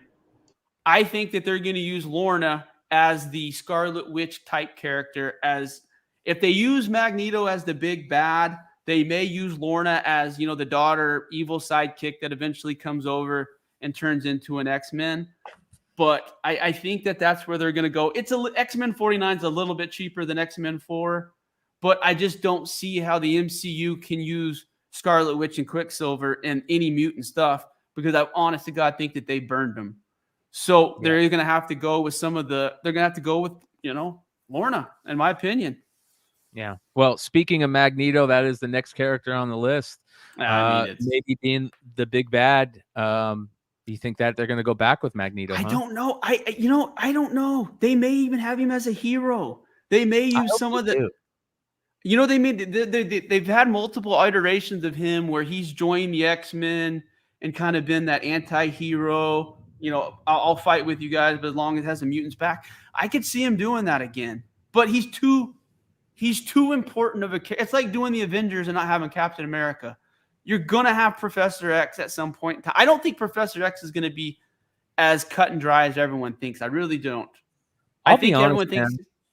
I wish that they would do, like you're saying, like they're going to do with Logan, and bring him in that same character. Every one of those movies still lines. I wish they would do the same thing with Magneto and bring in what's his name to play him again. He was better than Fassbender was the best. Was so good. Dude, he was so great as Magneto. Bring him back. Even bring. I'd keep McAvoy as Professor X. I thought he did a great job. Bring those characters back. There's no reason. And if you don't bring those exact actors back, just recast them, but as the same storylines. Like, you know, do the multiverse thing where those people show up. Keep them going. They're great. Great storylines too. So, all right. Now, that being. Go ahead. I think people are gonna argue with me on this one, and I'm okay with it, but I have a reason. Yeah. Next being Forge. You know what? There's gonna be a smart guy. There's always gonna be that guy that, you know, makes the jets and does shit like that. Who's been the main guy doing that for the last 25 years? It's been Beast. People fucking hate Beast as a character. Honest to God, there's not a Beast fan in the world. Never met one, and there's not one. They've written him shitty over the last 20 years. He's not a likable character. I think Forge, with being the Cheyenne Indian angle and kind of being the main gadget, you know, smart guy in the 90s during our era, I think they're going to throw a monkey wrench, and I think they're going to use Forge as the main, you know, mechanic, intelligent guy in that universe. That's just my opinion. Mm-hmm. And that's who they're using in the main comic right now is Forge. He's doing some crazy stuff with the Children of the Vault and some other things. So he had that relationship with Storm, and that's where I think they'll go with it. I mean, I think he makes sense. And like I said, they're going to try to use a diverse cast, and having him be the Native American, the Cheyenne, you know, ancestry. I think it makes sense. And I like X-Men 184. It's such a underrated book. It's easy to pick up. It's good cheap. Book. Yeah. Oh yeah. So good stuff. Now this is the final one. I've talked about representation the whole time. Vinny, I ain't forget about your homeboy. They've already announced the first mutant, boys. We heard it in the TV show. We heard it at the end credit scene with the fucking music. She is going to be an X-Men whether we like it or not. It sucks. I'm not a big fan of it because she's a fucking Inhuman. That's like the Bloods and the Crips. You don't mix. You can't switch over, but that's exactly what the MCU is trying to do. But with that music and the last scene talking about her having the mutant gene, and then that's exactly where Marvel's going with this, whether we like it or not. And she's going to be on the team in some capacity, in my opinion. Yeah. Now, granted, I think Rogue and Gambit are going to be down the road. I think you got to realize that they're probably going to take this another 10-year phase. I think they're going to add a bunch of stuff. There's going to be some deaths. You know, I don't know if they're going to do Dark Phoenix. I hope they do a Sinister. I hope that's who they use because they haven't used Sinister as a villain yet. But I think that this is who my brain tells me is going to be on the original team. And it's going to be fun to see in 4 or 5 years how wrong I truly was. Well, another interesting part about this is, you know, you're talking about Captain Marvel 17, the second print, maybe being the book to go pick up now because it has really dropped in value. I mean, you can pick up copies for pretty cheap out there. I mean, you know, if you keep an eye on it. Should have dropped. Yeah, it should have. Yeah, I agree. it was too high. Yeah. So, Yeah. be on I the don't say lookout that very for often. Be Yeah, on it the was lookout for going that. for like 5,500 or something at one point. Yeah. 9.8. Yeah. Crazy. Ridiculous value. And they can still salvage that character, in my opinion. But I don't know. I've talked about it. I'm not a fan of the way that they used Riri or the way that they used her. I thought that they may have done it a little too quickly. Yeah, maybe. No, They and Josh is right. That's exactly what happened. But with the whole Fox situation, the whole 9 yards, they were literally making them turn her into an Inhuman with the whole Terrigen Mist bullshit at the end. But it doesn't matter. She's been an Inhuman. I don't want her in a fucking X-Men. I don't want her even fucking sitting on the bus with the X-Men. Yeah. Well, the next one is a given too. That being Deadpool, Wade Wilson. That's here. You know how like the Hulk's kind of a member of the Avengers, kind of does stuff. I just don't see. I know Ryan Reynolds said he's going to do one more movie. I think Disney's going to back the fucking truck up. And I wouldn't be surprised if we get 5 or 6 years with Ryan Reynolds. And I just don't see how they do big X movies without having him as doing cameos or a part of it. He was a bit. It all depends if they make him a mutant or not, too, which is going to be very, very interesting. Here's what I would love to see. I would love to see, and I bet you this would help them get him to sign up. They could say to him, because I bet you he's getting sick and tired of playing the funny shtick, right? At some point, if we could do the Uncanny X-Force team, the secret team, give Ryan Reynolds to do some more drama-based stuff as that character, let's do it. That was the best Wade Wilson arc. If you remember, they were trying to kill the kid Apocalypse, and he was not fucking. He was like, "Hey, I've done some horrible shit. We're not going to kill this fucking kid." That was one of his, in my opinion, that was one of his best storylines that's ever been written. That whole run, the art on it, some of the variants, the Wolverine Domino stuff. Both runs, Kid Apocalypse, the whole thing between Archangel and Psylocke, dude. That thing was crazy. The Phantom X stuff, the X-23 stuff, of course the logo. The whole thing was great, man. Something's weird's going on with Phantom X. I thought about Phantom X was a character that I thought makes a lot of sense. He's French, bring the European audience. Dude, he hasn't showed up in any of the new X books. He's not made an appearance on Krakoa yet. So he has not made any appearance in 4 years that I'm aware of. So they're not putting anything into the character. So I just don't know now that the MCU and everything's, syncing up.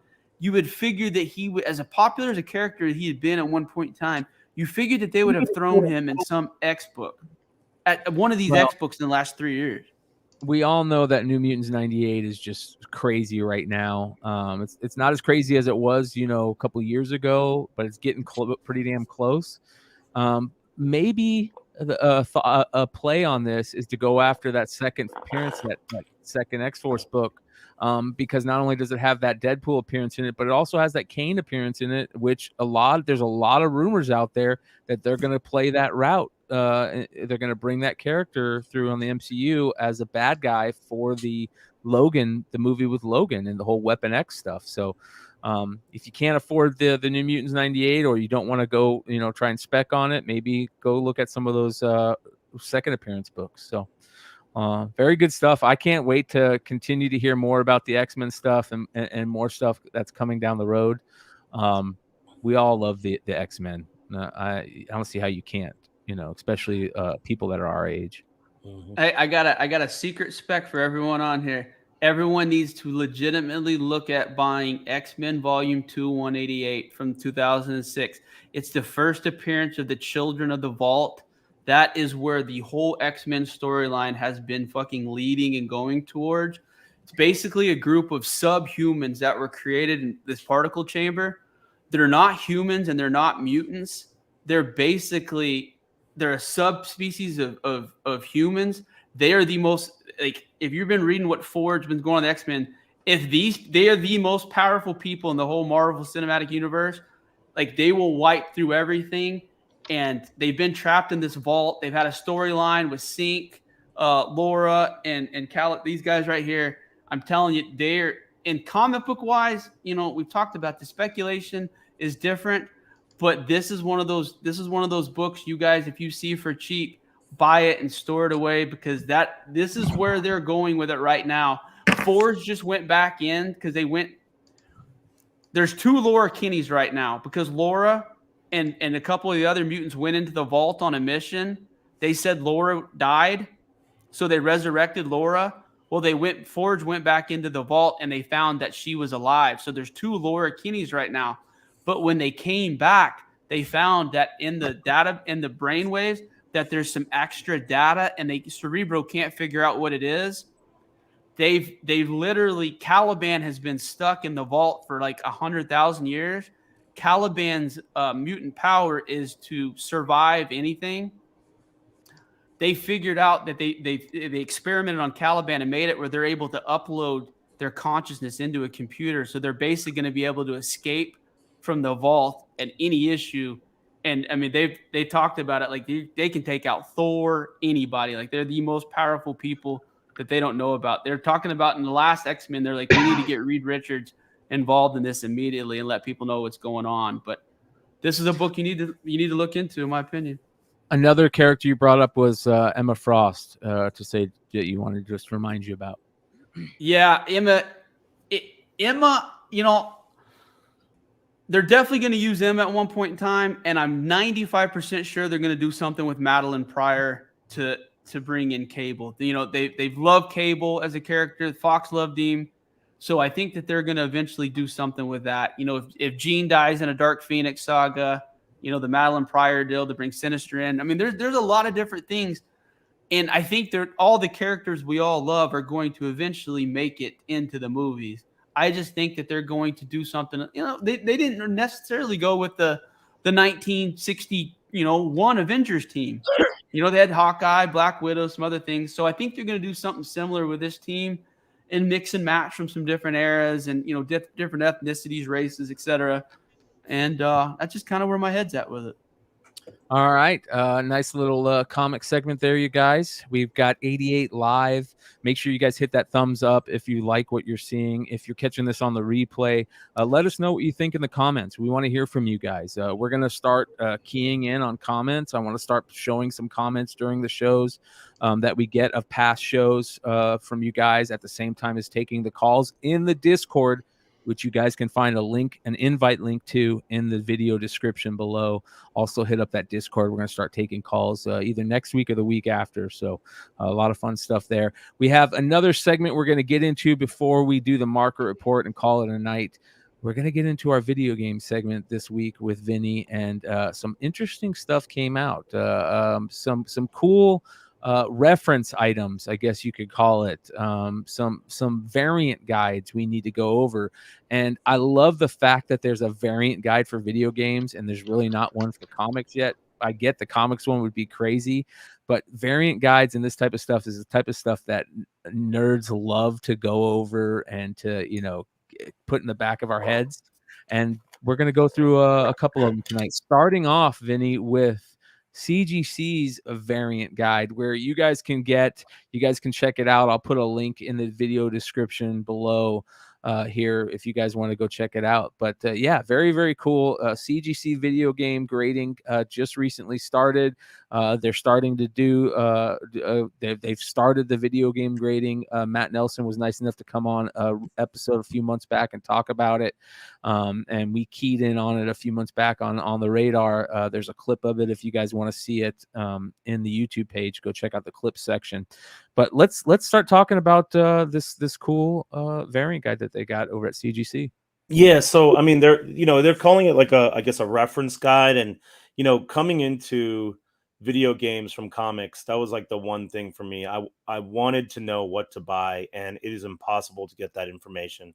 Not impossible, but it's very difficult. You know, a lot of these guys, I was talking to Trey about this earlier. A lot of these guys who are the big video game collectors, they've been collecting since like 2010, right? And they were getting a lot of their information. It was like a hive mind, getting all their information on Nintendo Age. Nintendo Age got bought by Go Collect, and then Go Collect shut it down. And so now there's a lot of people who have all this information, and you can't really get it unless you just start talking to people. but there wasn't ever really a good resource. I really like the fact that CGC is coming out with this resource.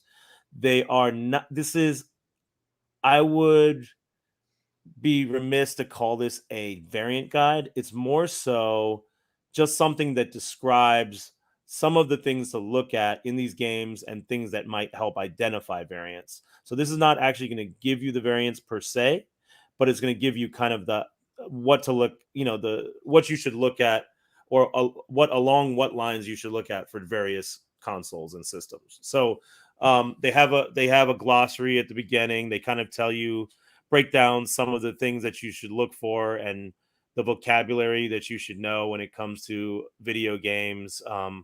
It's really like a good primer on everything. And they do a good breakdown of every North American game system. So anything you can think of, NES, PlayStation, Xbox, Genesis, they're pretty much hitting everything, and they're trying to identify some of the important attributes of these games that we should be looking for as collectors. Yeah. Stuff we should get in our heads, especially if we're going to be riding in this lane for a while, right? Exactly. So let's go check out some of these pages here that we want to get into. Dude, this is really you were right about this. This is really well done. Yeah. So, for example, here they're talking about the Nintendo World Championships carts. Like, these are the types of things that old school collectors were looking for. These are when you went to that actual championship game, those guys who competed, some of them actually still had those carts. And so these are some of the most sought after games that people can get. And on the other side of the page, they're talking about some of the stuff that I talked about when we went through the whole black box variant guide. We're talking about circle seals versus oval seals, and Rev A's versus non-Rev A's, and hang tabs, flat backs, things like that. If anybody wants to get kind of a, to hear it again, Bryan has done a clip on that black box segment. As you can see, it's not covered in this book, but this is, again, just a primer on some of those things. They have like a little, okay, for example, they say all the known variants for Zelda right now. And this is how everybody, WATA, VGA, CGC, kind of qualifies this, because there might be another variant that pops up as we discover more. Again, this is a very new hobby. So that's why a lot of the labels, whether it's VGA, whether it's WATA, whether it's CGC, they're not going to say first print, second print, third print, because it's not definitive enough. So what they are going to say is early production, mid production, mid to late production, late production. So that's the only type of stuff you're really going to get right now. I love that they keep it open, because that makes me think, like, even if you are really into this and you know everything about it, there's more stuff that could be coming down the line. You know what I mean? I love that when you find new stuff. Absolutely. So, Absolutely. Yeah. And who doesn't love? I would love to have any one of these. Even that classic series is cool. I know it doesn't have the little window box, showing the. And these things are sought after. Again, like, if you're looking at sealed, especially sealed, like I said before, these things are going to dry up. It's inevitable. I personally, again, a lot of the video game guys, they don't want to collect below 9.0, 9.8. They don't want to go lower. I don't care if it's sealed 8.0, 7.0. If you're talking about a game like Zelda, and especially if you're talking about an early or mid production, I'm going for it, because eventually when they dry up, we're gonna go low grade, then we're gonna go high grade CIB. That's where it's gonna go. So they kind of go into detail. If you guys remember, I've kind of talked about DS and Switch and Wii U games, and what a first print is, what a second print is, what a third print is. If you guys remember, a 00000 is a first print or launch day edition. 00001 is going to be a second print, and the 00002 is going to be a third print. Here, they're not even telling you what the prints are. What they're focusing on is the product codes, and is it a made in the USA? Is it a made in Japan? How do you distinguish between where this thing is coming from? So that's the type of stuff they're telling you. It's more so just the features to look out for. Um, let's see. Yeah, and then like over here for Game Boy, they're just telling you about, for example, and they do this for every system. What are the games that are super popular that people want to collect? What are the ones that are very rare? Here they're specifically talking about red box warranty versus 3-line warranty, just different. That will help you figure out the different variants and different print runs of the game. And then jumping over to Sega Genesis, they're like, for example, I mentioned to some of you all that I got the first Madden that was on Genesis recently. Now there's a few different versions of that. There's a clamshell version of that. There's a cardboard version of that. My understanding is cardboard came first, clamshell came second. But all this type of stuff is really great, and they help you with identifying like the hang tabs on Genesis. The other thing they go into a little bit is the seals. There's vacuum seals, there's H seams, there's what's it called, tube seams. So just learning the differences between all of these different types of seals, that'll help you understand what the graders are looking out for as well. Yeah, this is definitely a lot of information that you want to know about this stuff. Dude, this is like, I've been sitting on every Tuesday they do a heritage auction. I sit in on the clubhouse and I listen to the experts. And I mean, this is after almost 2 years of me doing this, or maybe a year and a half of me doing this, that I'm picking up all this information, and these guys are really breaking down all those nuances right here. So, I mean, this is a free book.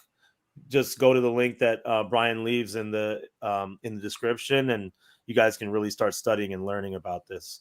Here they're talking about PS2, or sorry, this is PlayStation variants. So if you guys remember back in the day, PlayStation games first came out as long boxes. So there were different types of long boxes. There were jewel case long boxes. There were ridged side long boxes. There were cardboard long boxes. So they're kind of just going into that stuff. They're talking about collector's editions.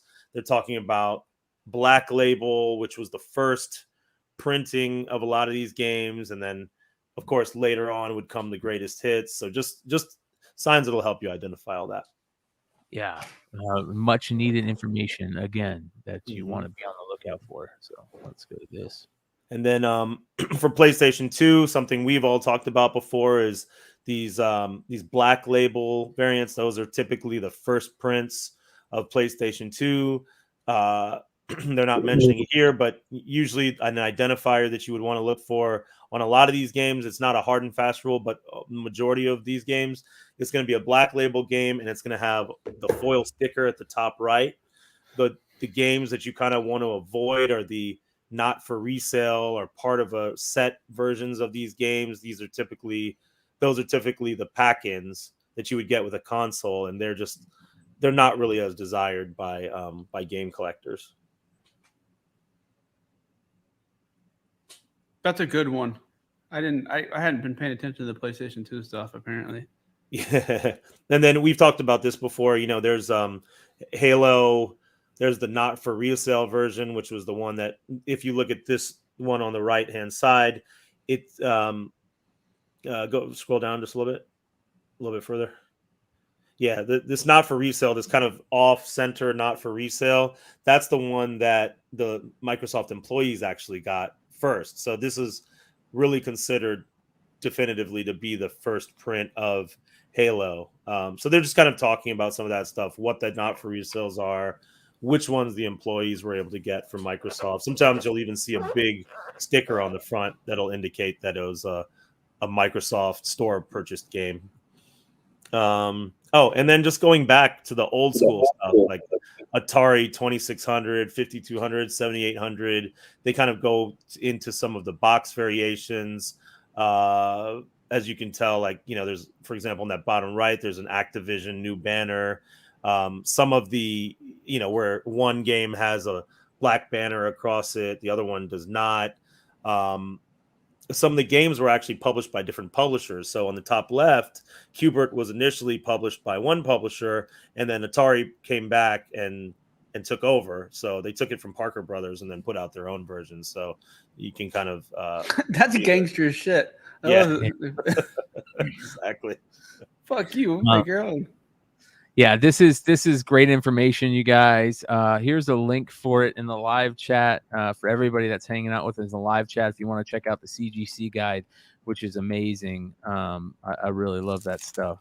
Yeah, like I said, this is a great start. I mean, they jumped right in and they understood. CGC is recognizing what collectors need. You know, it doesn't help for these video game guys to just hold all the knowledge and just hoard all these games to themselves unless they don't want the market to evolve. You know, the only way to build this market and expand your audience is to actually give out information so people know what to buy. It's not fun searching for games and just buying the wrong thing all the time, you know. WADA has also started, they hired this really great guy on Instagram. I think he goes by Modern Game Database. His name's Dan Gomez. They hired him. Ever since they hired him, he's been killing it. He's been basically putting up the variant guide. So this digs deeper into what you will be learning on the CGC book. Go to this variant guide on WADA and just follow the blog, because they're taking some of the stuff like what I've been doing on the show. You know, I've been taking particular games and I've been trying to point out what the variants are of those games. They're doing the same thing. So they're trying to show you, for example, Halo 3 or Super Smash Brothers or you know, whatever different game. They're actually sitting there and showing you all the differences, all the nuances, and how to figure out what a first print is, what a second print is, and what. See? Yeah, and there's like it's crazy. Like the variants, of course, in comics, it's a little bit easier because you have a little box at the bottom where it tells you, you know, 1, 2, 3, 4, 5, 6, 7, you know, so you have an idea. Video games, it's like you have to know these little things about the box to tell you which print it is. You know, it's like how we talked about with Guitar Hero, where you have one that has the Red Octane logo on the front and then it doesn't have a part number on the back. That's a first print. And then you add the Activision part number. That's a second print. Then you, instead of a Red Octane logo, you have an Activision. That's a third print. It's like, it's crazy. So just knowing some of this stuff, especially for the more popular games, is really important to video game collecting. Tony Fix is right. There's some old Circus City there's a back room in some old Circus City somewhere that's got $20 million worth of fucking inventory. Man, I went into a restaurant the other day with my wife, and they had an entire wall of VHS, some of them sealed, glued to the wall. That was like their decoration for the for the whole restaurant. And I'm looking there, I saw a Batman, an original Batman from '89, sealed, stuck to the wall with like glue, and I was like, "This is awful." See, I couldn't do business with him. I couldn't eat there. I just couldn't do it. Yeah, I can't do business with you if you're gonna fucking be that dumb. I just can't do it. Just can't do it. It's awful. It's like when I go somewhere and I see like this collage of comics, like cut up comics, and they've done something with it, and I'm like, why? Why did you do this? Yeah. All right, you guys, we're going to run through this market report pretty quickly to end the show. I want to say thank you to everybody that's hung out with us tonight. We have a big part of this market report that we got to talk about. A big shout out to one of the much beloved people here at the channel that you guys all know and love. We do Foreign Comic Weekend usually once a month. We did 7 of them this year. We're going to continue it through next year. He just recently started writing the foreign comic stuff for Cover Price. Shout out to Matty DeVoe and Cover Price crew over there.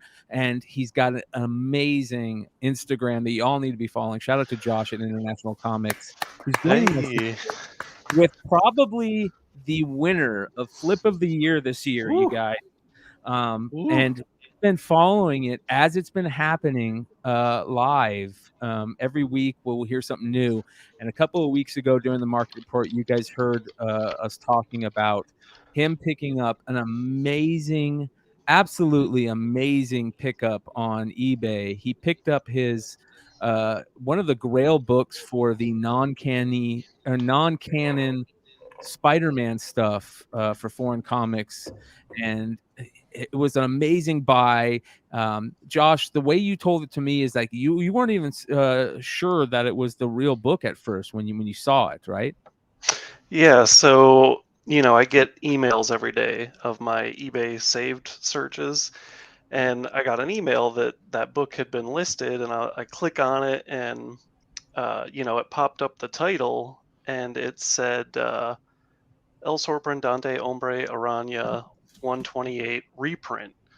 And I'm like, I'm looking at my email and I'm like, it doesn't look like a reprint. So I click on it, it takes me to eBay, and I look at the pictures, and I'm like, it says reprint in, like, when you click the item description, it said reprint inside of it. And I'm looking at the pictures, and I'm like, whatever. So I close out of eBay, and I sat there for like 2 minutes, and I'm like, I have to look at this book again. So I went back onto eBay, and I'm looking at it, and I'm like, if this is a reprint, this is a reprint that I've never ever seen before. Like, it just looks so aged. And I reached out to the guy, and I messaged him, and he was like, I don't know why this says reprint. It's not a reprint. It's original from 1972.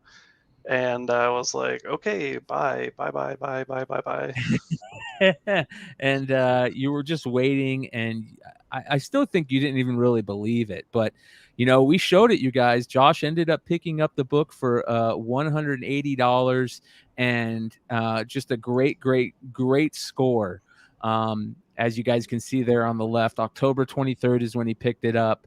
And just the other day, you guys can see, starting off the market report this week, you guys, a buy it now or best offer sale for $40,000. I'm so glad you put it up for that big, huge price. And ladies and gentlemen, give a round of applause for a $35,000 payday. Dude. Yeah. That is crazy, man. Dude, Congrats. That kicks the shit out of my Star Wars Vader down Zdarsky bullshit from like 8 years ago by like 3. Like, it honestly, I've never heard of a flip this good in anything. Anybody I've ever met, I've never heard of one this good. Like, by multiple times, it's that good of a flip. It's insane. Yeah, it's wild. Like, I can't even lie. Like, I probably cried for a good hour and a half yesterday, just because, like, it's unreal. Like, if I started selling foreign books like a year and a half ago, and like a year and a half ago, I would have never dreamed of this, or probably ever selling a comic book for this much money, let alone a foreign comic book. So, like, it was just wild because, all in all, I probably had almost $500 into this, because I did walkthrough grading. I did 1 day overnight shipping back to me. And there was a sale at Heritage like maybe a month ago, and a raw estimated 2.0 sold for like $15,600. And, it came back, and I had someone reach out to me, and they asked what I wanted for it. And I said 35,000, and they were like, okay, give me like 2 days. And then they messaged me back, and they're like, I can't do it now. Like, maybe in March I can do it. And I'm like, yeah, that's fine. Like, maybe I'll have it. I won't. And I just listed it on eBay just to put it out there. And I was literally sitting on my couch. When did this sell? 2 days ago now. Yeah. And, I just happened to look at my phone, and I had an eBay notification, and I'm like, oh, it's probably someone sending like, hey, buy this book. Here's an offer for you. And I like looked at my phone, and it's like, your item has, you received an offer for $35,000. And I was like, holy shit. Like, it happened. Can I ask a personal question? What was the fee? It's gonna hurt. No, so the guy reached out to me. He messaged me, and we ended up finishing this through PayPal Goods and Sales. Fuck yes! Yeah. Fuck yes! Fuck yeah. eBay! So, well, I mean, I don't blame the guy, because clearly, I mean, he would have paid, I don't even know how much that is on eBay for $35,000. I mean, he would have paid fees out the ass. Yeah. So I don't blame the guy. And I've actually done business with this guy before. He bought another book from me a while ago. So I was like, dude, I'm totally cool with that. And Josh, I was just gonna say, this is coming right off of that international Heritage sale from a couple weeks ago, and you were really kind of making strides in that market to sort of improve awareness and bring a lot of these books to light. And I think you did pretty well in that. Of course, some books could have done better, but this is great. It just shows how strong that market is becoming. Yeah, it's has won Flipper of the Year, ladies and gentlemen, because not only did he make this great sale, Vinny brought up the Heritage Auction, and he sold a huge book to Jack White. Like, what are you kidding me? Like, that was amazing too. I mean, a couple things that have happened in the past couple months that are just crazy that you never would have thought it happened to begin with. Yeah, oh, go ahead, Trey. No. I was just gonna say it's wild because the guy that bought this too is an indie film director. So I'm like slowly getting this like celebrity clientele thing put together. Awesome. That's fucking great, dude. That's great. Cover price says in 2019, a CGC 9.4 of that book sold for $2,100, $2,147. So pretty amazing. And I think we know who that 9.4 is, right? I was gonna say I don't know. I don't think there is a 9.4 of this book. Oh, really? Yeah, John has a 9.2, and I'm pretty sure that's the highest graded. Okay, which is like a monster now. I got a deal for his 3.5 too. Nice. You know what's so funny about this? And I'm gonna give shit to Trey right now. This proves to you guys that you never know what's gonna happen. Trey hated the foreign comic market. He was like, "This is such a joke. I can't believe this." 2 weeks later, I gotta be honest. No, Josh, I'm dead serious. You can ask Vinny. Like, I didn't get it. Like, when I came back into comics and I start to see like people like Z and a bunch of people I really, really respect, Robert Fordham, and I wasn't familiar with you yet, and I just didn't understand it. I was like, are they that bored with regular shit that they're out fucking looking for Vietnamese variants and just weird shit like that? I didn't get it, and I swear to Christ that the show from 4 weeks ago, the Saturday night show that y'all did, when you explained you were waiting. Actually, it was 4 weeks ago when you talked about the book. You teased it, Brian. You're like, I don't want to say anything until it gets in. And then the next episode, it came in, and then you explained the history. I had no idea about that they kind of went off on their own, made the Big Booty Gwen stuff. Like, that was new stuff to me. And then the more and more I thought about it, I was like, there's probably so much more things exactly like that I just wasn't aware of. Because, I'll be honest with you, some of the reprints and stuff like that I saw 10 years ago, they're corny. The coloring on them's bad. The labeling, it's just cheap quality paper. That was what was ingrained. You're not wrong. Yeah. That's what makes this shit so much cooler than anything else, in my opinion.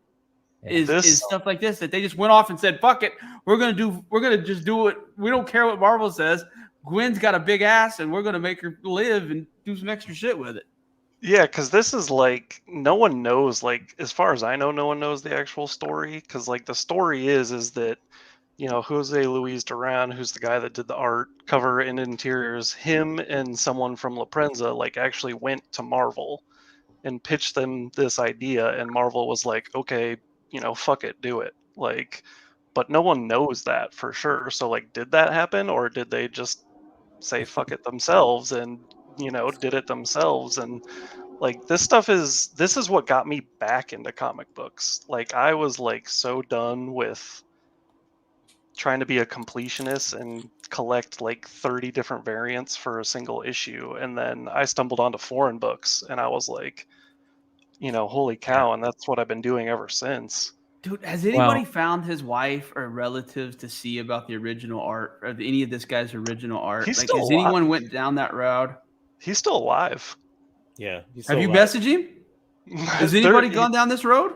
I'm assuming that someone has had to have gone down that road. It's like that fucking hot girl at the club. Everyone assumes that someone's walked up and asked him, but all it takes is that one dude with the big enough balls.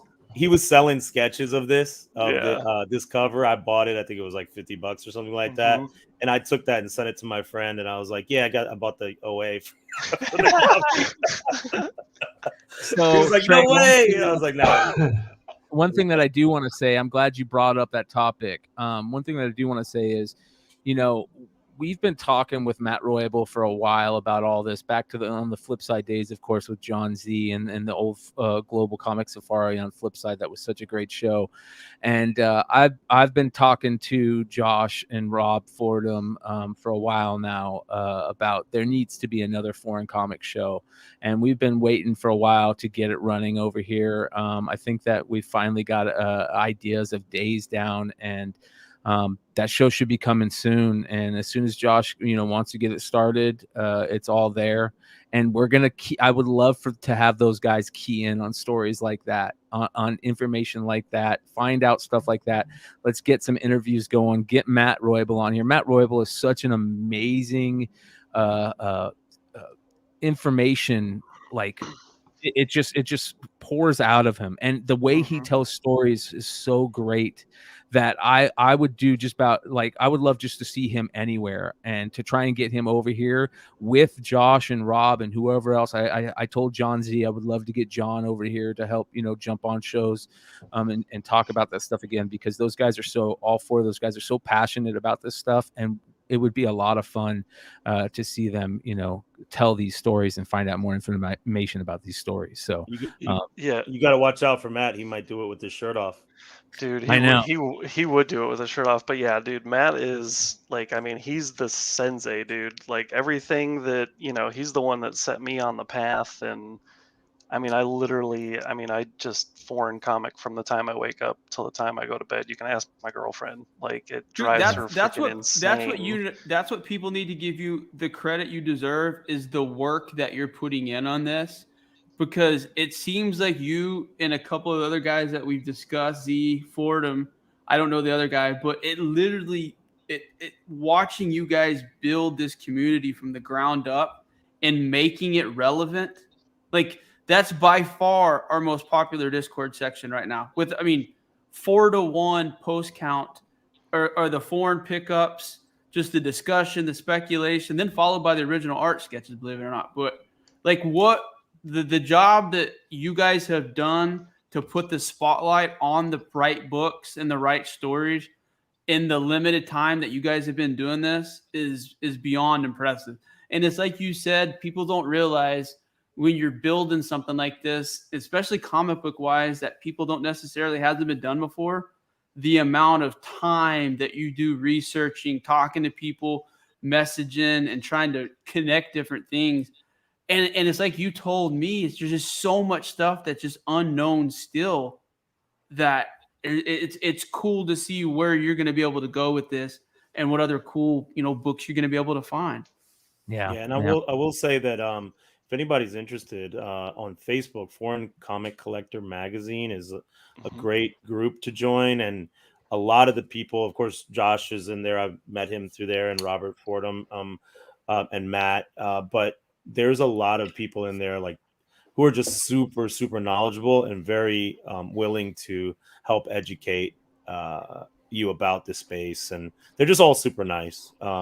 So I would say, go in there and check it out, and just kind of watch the posts, see what's happening. There's a lot of education in there, a lot of sales posts, things like that too.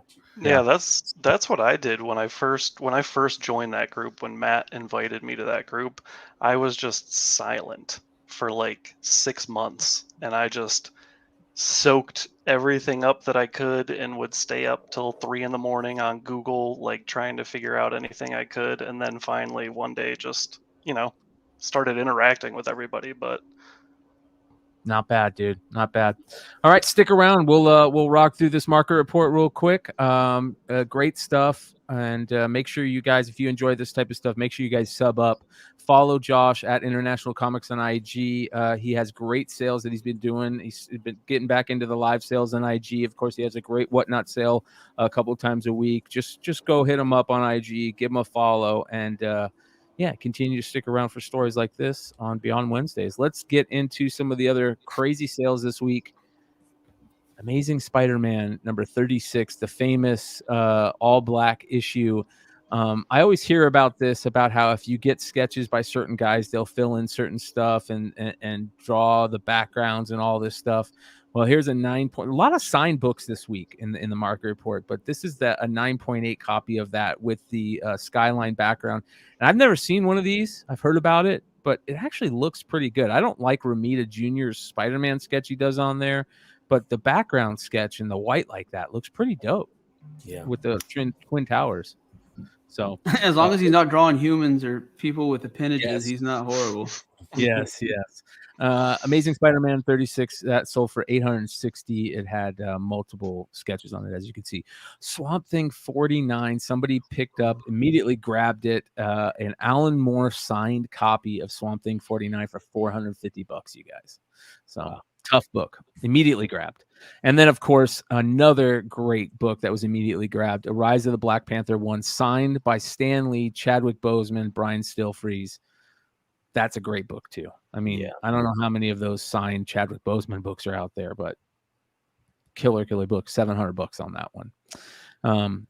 All right, next, some more signed books. A Tom Holland signs McFarlane's Spider-Man book. That is the Christmas issue that McFarlane did for $314. Signed by Andrew Garfield, Tom Holland, and Stan Lee. 9.2 signature series sold for $2,550 on 32 bids. Wow. A Daredevil 131 CGC 9.4 signature series signed 4 times by Stan Lee and everybody else that created that book, with a little bullseye sketch, as you can see on the right side of the Daredevil trade dress. Sold for $13. Is that the one that has the 181 preview in it? No, that is 109. Is it 109 or 108? 113. 117. 115. It's 115. Okay. All right, I don't feel as bad then. If none of the fuck of us know what it is, I'm 90% sure it's 115. Yeah, there's that Thor book, and then the Marvel Premiere book with Iron Fist, right? There's 3 of them that have that in there. Yeah. Anyway, there's a Thor. Yeah. Yeah, I think the Thor is the 109. X-Men 107, tough book to get in high grade. A 9.6 signature series signed by Stanley at Chris Claremont, sold for over $2,030 on 37 bids. Tough book. Next, some more signed books. 2 10s, 2 CGC 10s. Of course, they're going to be Last Ronin. That book had a ton of high grade copies that got graded. But they have signatures, each one of them 6 signatures on it, and they each sold for about $600. It's nice to have a 10 point, a CGC 10 in your collection, no matter what it is, in my opinion. And then the Hulk 181, a raw copy signed by all 3. I will say this: I don't like Hulk 181 signed, but I messed up. I got mine signed in silver, and I didn't want them to sign it in the regular spots because I thought it looked bad. I had them sign it at the bottom so you can't really see the signatures. And sometimes I feel like I shouldn't have done that. Sometimes I'm glad I did it, but sometimes I feel like I shouldn't have done it, because sometimes I do like it when as long as the Stan Lee placement is good, but that Stan Lee placement sucks. It's just terrible. But his fucking signature anywhere sucks. The old fucking bedside panty raider, old fucking... Can't stand it. I literally on the first his page. Signature, his old Weekend at Bernie big ass signature just fucking up all these books. I'm tired. I'm serious. I don't get it. I never understood the Stan Lee shit. You got to get him before he was basically having his handler sign it for you. So, Yeah, Bro, the best thing about these new movies, you don't have to look at it. He was telling cameos. He was telling him how to spell his name. He was like spelling his name and like STAN. I was like, come on, man. There's no point anymore. Yeah. It's awful. Yeah, sad, dude. Really sad. Next, some more signed books. We've got that Kate Beckinsale autographed Underworld Blood Wars #1 variant, a 9.9. Dude, that book was a fucking flip book remember, that was one of those underordered books that kind of snuck up on people at one point in time. Killer book. God. I love it. Great She's cover. Still so hot. I know, dude. I love. But she's tainted. She fucking dated Davidson for like 3 weeks. You can't. I mean, literally, it's like you got to hit her with a pressure washer. That second Underworld to me is still one of the best movies ever. That first 15 minutes of that movie is so fucking good. Michael J. Fox and Christopher Lloyd signed Back to the Future book. It's signed by the rest of the cast. It's got a ton of signatures on it. It's a 9.9, sold for $15.84 on 26 bids. I think that's cool. It's signed by so many of the cast, and Michael J. Fox, get him to sign anything nowadays is pretty impossible. He's not doing too good. But Bone number 1, a 7.0 with white pages, sold for $11.25. Such a tough book to find, and it's signed, and it's not a yellow label. That's kind of weird. Look at that. That's weird. How did that happen? Oh. You can see the signature on it. Yeah.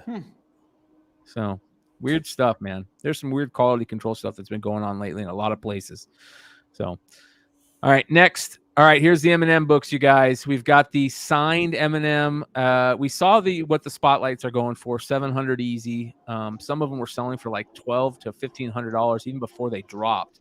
But the signed regular ones are selling for quite a bit. There's a $1,250 sale on 16 bids, and then the original Eminem book, a 9.6 from the XXL magazine collab, sold for $1,350. Immediately picked up.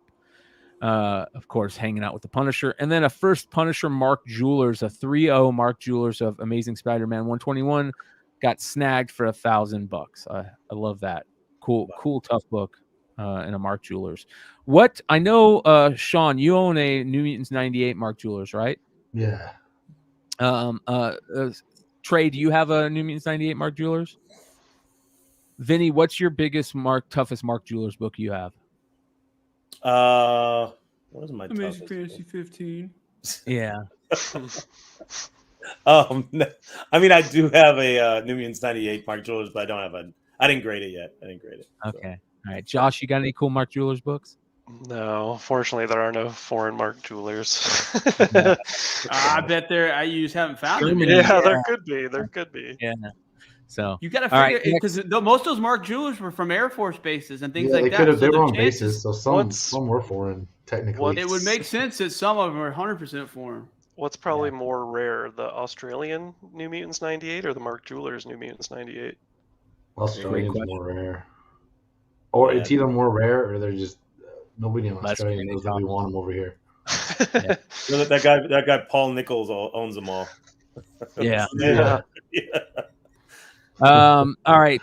A tough book in high grade is that G.I. Joe 21. Such an iconic book. It's the silent issue, first Storm Shadow, great Snake Eyes cover, over $2,000 for a 9.8 white pages this last week. Eerie Magazine #1. I didn't realize that Eerie Magazine #1 was that black and white like that. Is that how they all are? That kind of weirded me out. I didn't know. I don't know much. Is that just like an ash can for that? Chat, let us know if anybody knows anything about that. If that's how they all are, then I'm mistaken. But it says an Eerie Magazine #1, Warren from 1965, raw copy sold for $12.25 on 13 bids. And it looks like it was photocopied. So it's just, very interesting. And then, of course, I will throw in another really tough Warren book. And one of my grails in the end. And we've been talking a lot about grails on the Discord server and, trying to find some of these grails. And I would love to own eventually a Vampirella #1 in decent grade. And one sold for just under $1,300, a raw copy. Great Frazetta cover, such a great Moon cover, just everything, magazine on top of it. And we really are going to start talking a lot about magazines. So again, make sure you guys jump on that Discord server. Let's start finding some people, some grails, and whether they're in comics, action figures, cards, start putting some bounties on some stuff out there. More information more information on that later on. Hey Josh, real quick, you got any Turkish variants or anything you want to put a spotlight on? No, I honestly don't think I own a single Turkish book now. So let's just give you an opportunity. I'm selling all mine. All right. There was no significant sales this week, you mean? No. Tough Cerebus #2. and 9.2 Cerberus #2, second appearance of the Aardvark Cerberus, and very, very tough independent book. One of those OG goat independent books. $524 for a 9.2. I'm sure there's very few of those out there, but I could be wrong. A 3.0 Tomb of Terror 15, you guys, sold for $5,100 on 43 bids. Classic pre-code horror book, crazy cover. And then a 9.6 of the second printing of X-Men 11 sold for under $300, you guys. How many of you guys missed that? Wow. Is that the JCPenney one? Yes, it is. That's an impossible book. And they didn't put it on there. They did put second print, but they didn't. They would have made more if they would have put that JCPenney on. I was gonna say, like, the fact that they didn't probably cost them $300. Yep. Wow. All right. One of the toughest, I always talk about it, the Amazing Spider-Man Spider-Hulk figure, a sealed mint on card, sold immediately for $200. If you guys ever see that figure for $200 or less, try and pick it up. It's probably the best sculpted Spider-Man figure ever, in my opinion. It might be top 5 best sculpted Toy Biz or Marvel Legends figure ever, in my opinion, also. Great articulation. All the fingers have like multiple articulation on the fingers. It's just a killer figure, and it sells well raw also, or out of card also loose. Another great toy set from when we were kids, Mad Balls. Me and Sean both love Mad Balls. Have a great love for that. I love Wave 1. I love Oculus, and I love the Skull Face one. But a Wave 2 set on card sold for $400. Buy it now or immediately picked up there. So tough, stuff to just see around the whole. That's nice, man. Yeah, and that's a good purchase. Yeah, get them in a set. Do no work. Just grab them, take them home. Yep. This blew me away. This 1965 Munsters Target game. It's like a target shooting game with a little pistol, unopened. You can tell that sat. A little quick story. I had a best friend that moved to Lawton, Oklahoma when I was a kid, and I would go out and visit him every summer, spend the time down there. We would go out to this big, huge lake in Oklahoma. Trey probably knows of it, Lake Foss, and spend all our time fishing out there and just having a great time, man. I loved Oklahoma as a kid, and his grandparents had this land out there, and they had an old antique store on that land that they had just shut down and just kept everything in there, and just became this depository of all the stuff they had in the store, and then all this other stuff that they would put in there. And you would go in there and you would find stuff still in the packages. And I'm sure there's places like that all over the Midwest, all over Texas, all over Oklahoma. And that's where this stuff, probably a lot of this stuff finds. You see the pickers guys going and finding places like that. I could see that coming out of a place like that. $14,000 on 50 bids for that. Holy shit! That's I don't hunt. I hunt deer not far from Foss, believe it or not, Brian. Like 15 minutes west of Foss. Seriously, bro. That north of Butler. I can't believe how big that lake is. I saw my first and only UFO sighting on Lake Foss as I think I was 13, and yeah, crazy stuff out there. Skies look different out there in the middle of the night. Yeah, it's. I believe it. Blew me away. Loved Lake Foss. Great stuff. All right. A 9.8 of Amazing Spider-Man 169. And you guys all say, what's so big about that book? That book has a letter written from a young Frank Miller in the back. And a lot of people don't know that. Cool little thing that I like to collect, those letters written by famous people. And a 9.8 sold for $479 on 45 bids. Pretty cool book. Another great magazine buy. I love seeing this book starting to get some love. Warrior Magazine out of the UK. There you go, Josh. A foreign book. Tough, large magazine size. 2 major first appearances in it by a great writer, Alan Moore. You got the first V for Vendetta and the first Miracle Man in it. And yeah, tough to find in any grade, let alone high grade. A raw copy sold for $332. A lot of people don't know about that book still. And then a 9.8 of the Steampunk Wonder Woman number 28 variant by J.G. Jones. The great J.G. Jones, sold for just under $2,000, $19.25 on 36 bids. Man, that's a tough book. All those steampunk covers are tough. That's a really tough one. Killer. I did not realize it was there. I Yeah. gotta dig mine out. I got a whole Yeah. set of them, and I think I got a really good 9 mint, near mint plus one of that. To be honest, that and the Batgirl, the one with the motorcycle with her fucked up face. Yeah. The Harley's good too, right? I think the Harley's good. If I remember correctly. Hey, Boba Fett, a Palatoy Boba Fett. I think Palatoy is the British version, if I remember correctly, from the Return of the Jedi card with the half Boba on it. Sold for $36.55 in pounds, so a little bit more in US, right? I think US is a little bit over pounds right now. Yeah. So a lot of money, almost $4,000 for that figure. An AFA 90 though. It was higher until the World Cup tie. It's like they were gonna win by 4, but whatever. Yeah. It's like 4,400. It's like 4,400. Wow. Another Star Wars vinyl cape, loose jaw was sold. It is graded loose UKG, so I don't know much about that. Sold for 4,500 in pounds, so 5,400 in US dollars.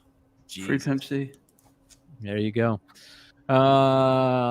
Disney Toy Story talking Woody dolls. I bet you guys didn't know they were worth that much. There's your garbage. There's your garage sale finds right there. What the hell? Like, is that legit? Because like, I had that toy. Go look for it. See if it's still there. So $5,100 on 6 bids. Crazy. Look at another flip, Josh. He doesn't even have the. He doesn't even. He's missing his cowboy hat in that picture. It's not even complete. Yeah, man. I'm telling you, there's some of those things out. That's why we show you these things. Josh, you need to. Have you thought about building an arc with the money that you made to get all the nice people out of Ohio? Like take the Ohio River to like a state that like has like sunshine and like people that are in shape and stuff like that. Dude, I live right by like the lake, man. I get sunshine all day long. Nice. What part of Ohio is this? Not anywhere near a major city, so it's not cloudy all the time. God, every time literally the best part of Ohio was always leaving, because right when you fucking got in the airplane and you crit that cloud bank, you got to see blue skies for the first time in a week. Did you guys hear the story about the Bob Dylan auto pen stuff yet? Yeah.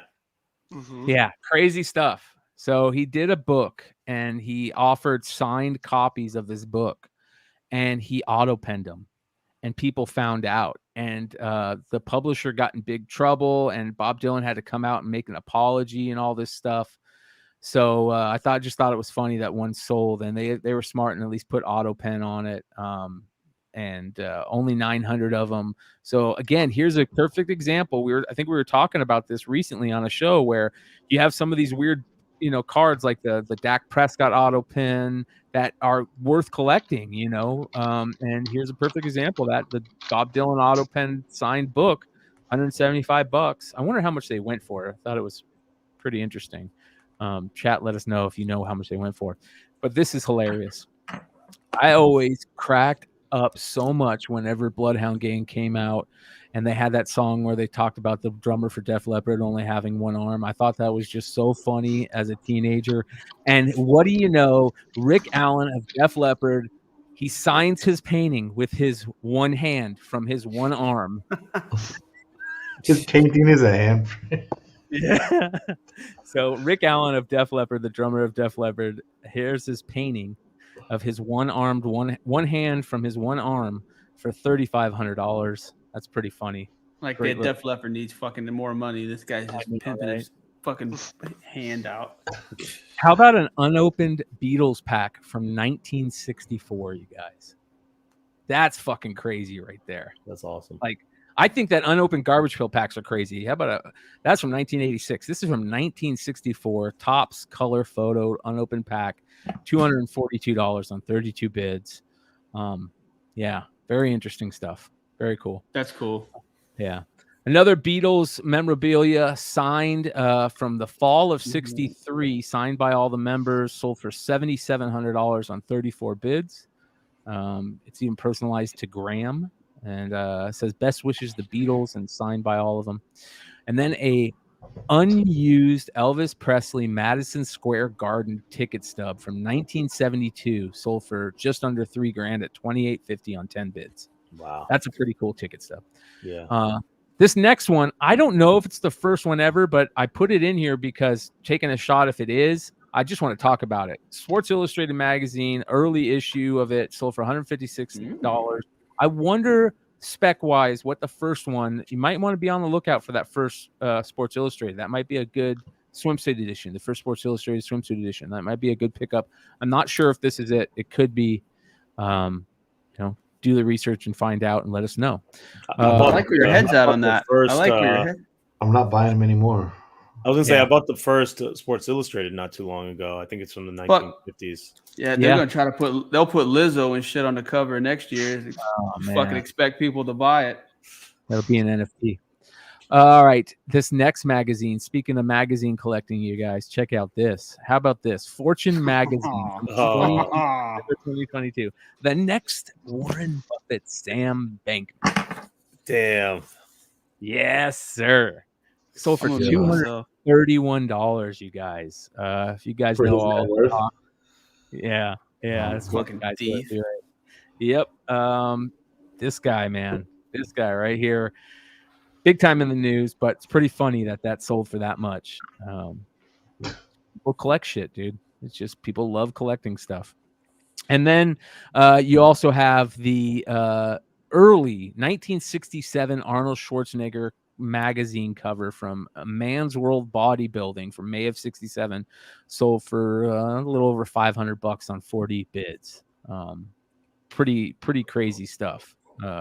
All that. So, hey, did you see that piece of shit Liver King got busted? Yeah. Yes. Screw that guy, man. What? Yeah, I never liked that guy. Yeah. Rogan always said he never believed him. He's like, he's lying. He's on roids. He's lying. Did you see what he did? Did you see what Hasbulla? He wouldn't even want to take a picture. He's like, I'd rather take a picture with a dog. Wow. He did. Turd.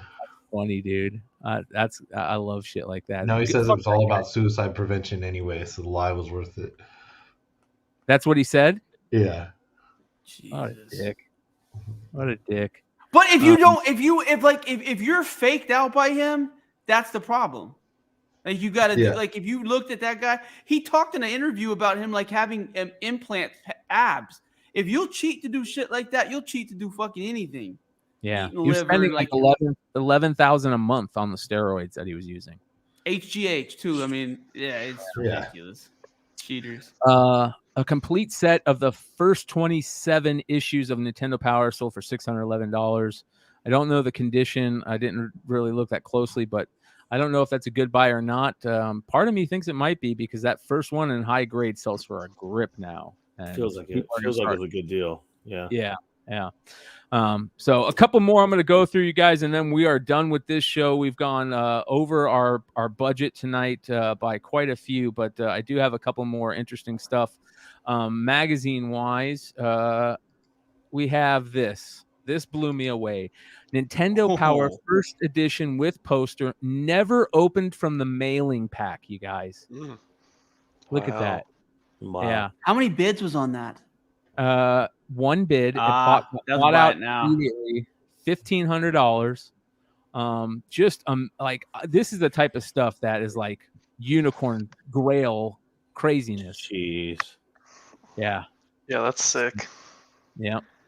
So I thought that was really cool. $1,500 on that. Wait, so he says never opened, then it's opened in the last. And then he's like, what the hell is that? This is a video of me opening it. Spider-Man Platinum Raw sold for $400. A great buy. It looks really nice. I can't really see too much, but for $400, that was a good buy. Did you see that left corner? Yeah. That top left was a little rough. Yeah. No, that top left front and back took a hit. Was this a 1 in 1,000? This was basically was that the incentive? And I think it was 1,000. That I remember how bad I wanted one of these in 1990. Yep. I bought one, had it graded, signed and graded at a 9.6, and I think I sold it for like $1,600.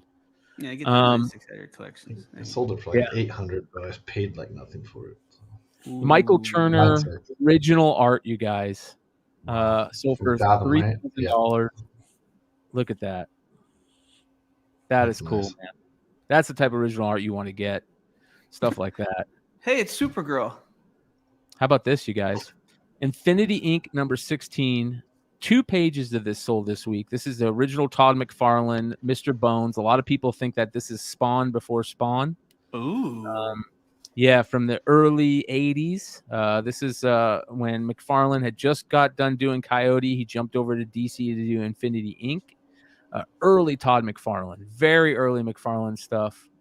In this page, there's a Captain Parrot in it. Yeah, man. Tough stuff. Wow, I love that. Yeah. It seems to go pretty cheap for what it is. Maybe it's just because it's not as good stylistically as his newer stuff, but I have some of this stuff too. I bought it for like $900. It was just too cheap. It didn't seem.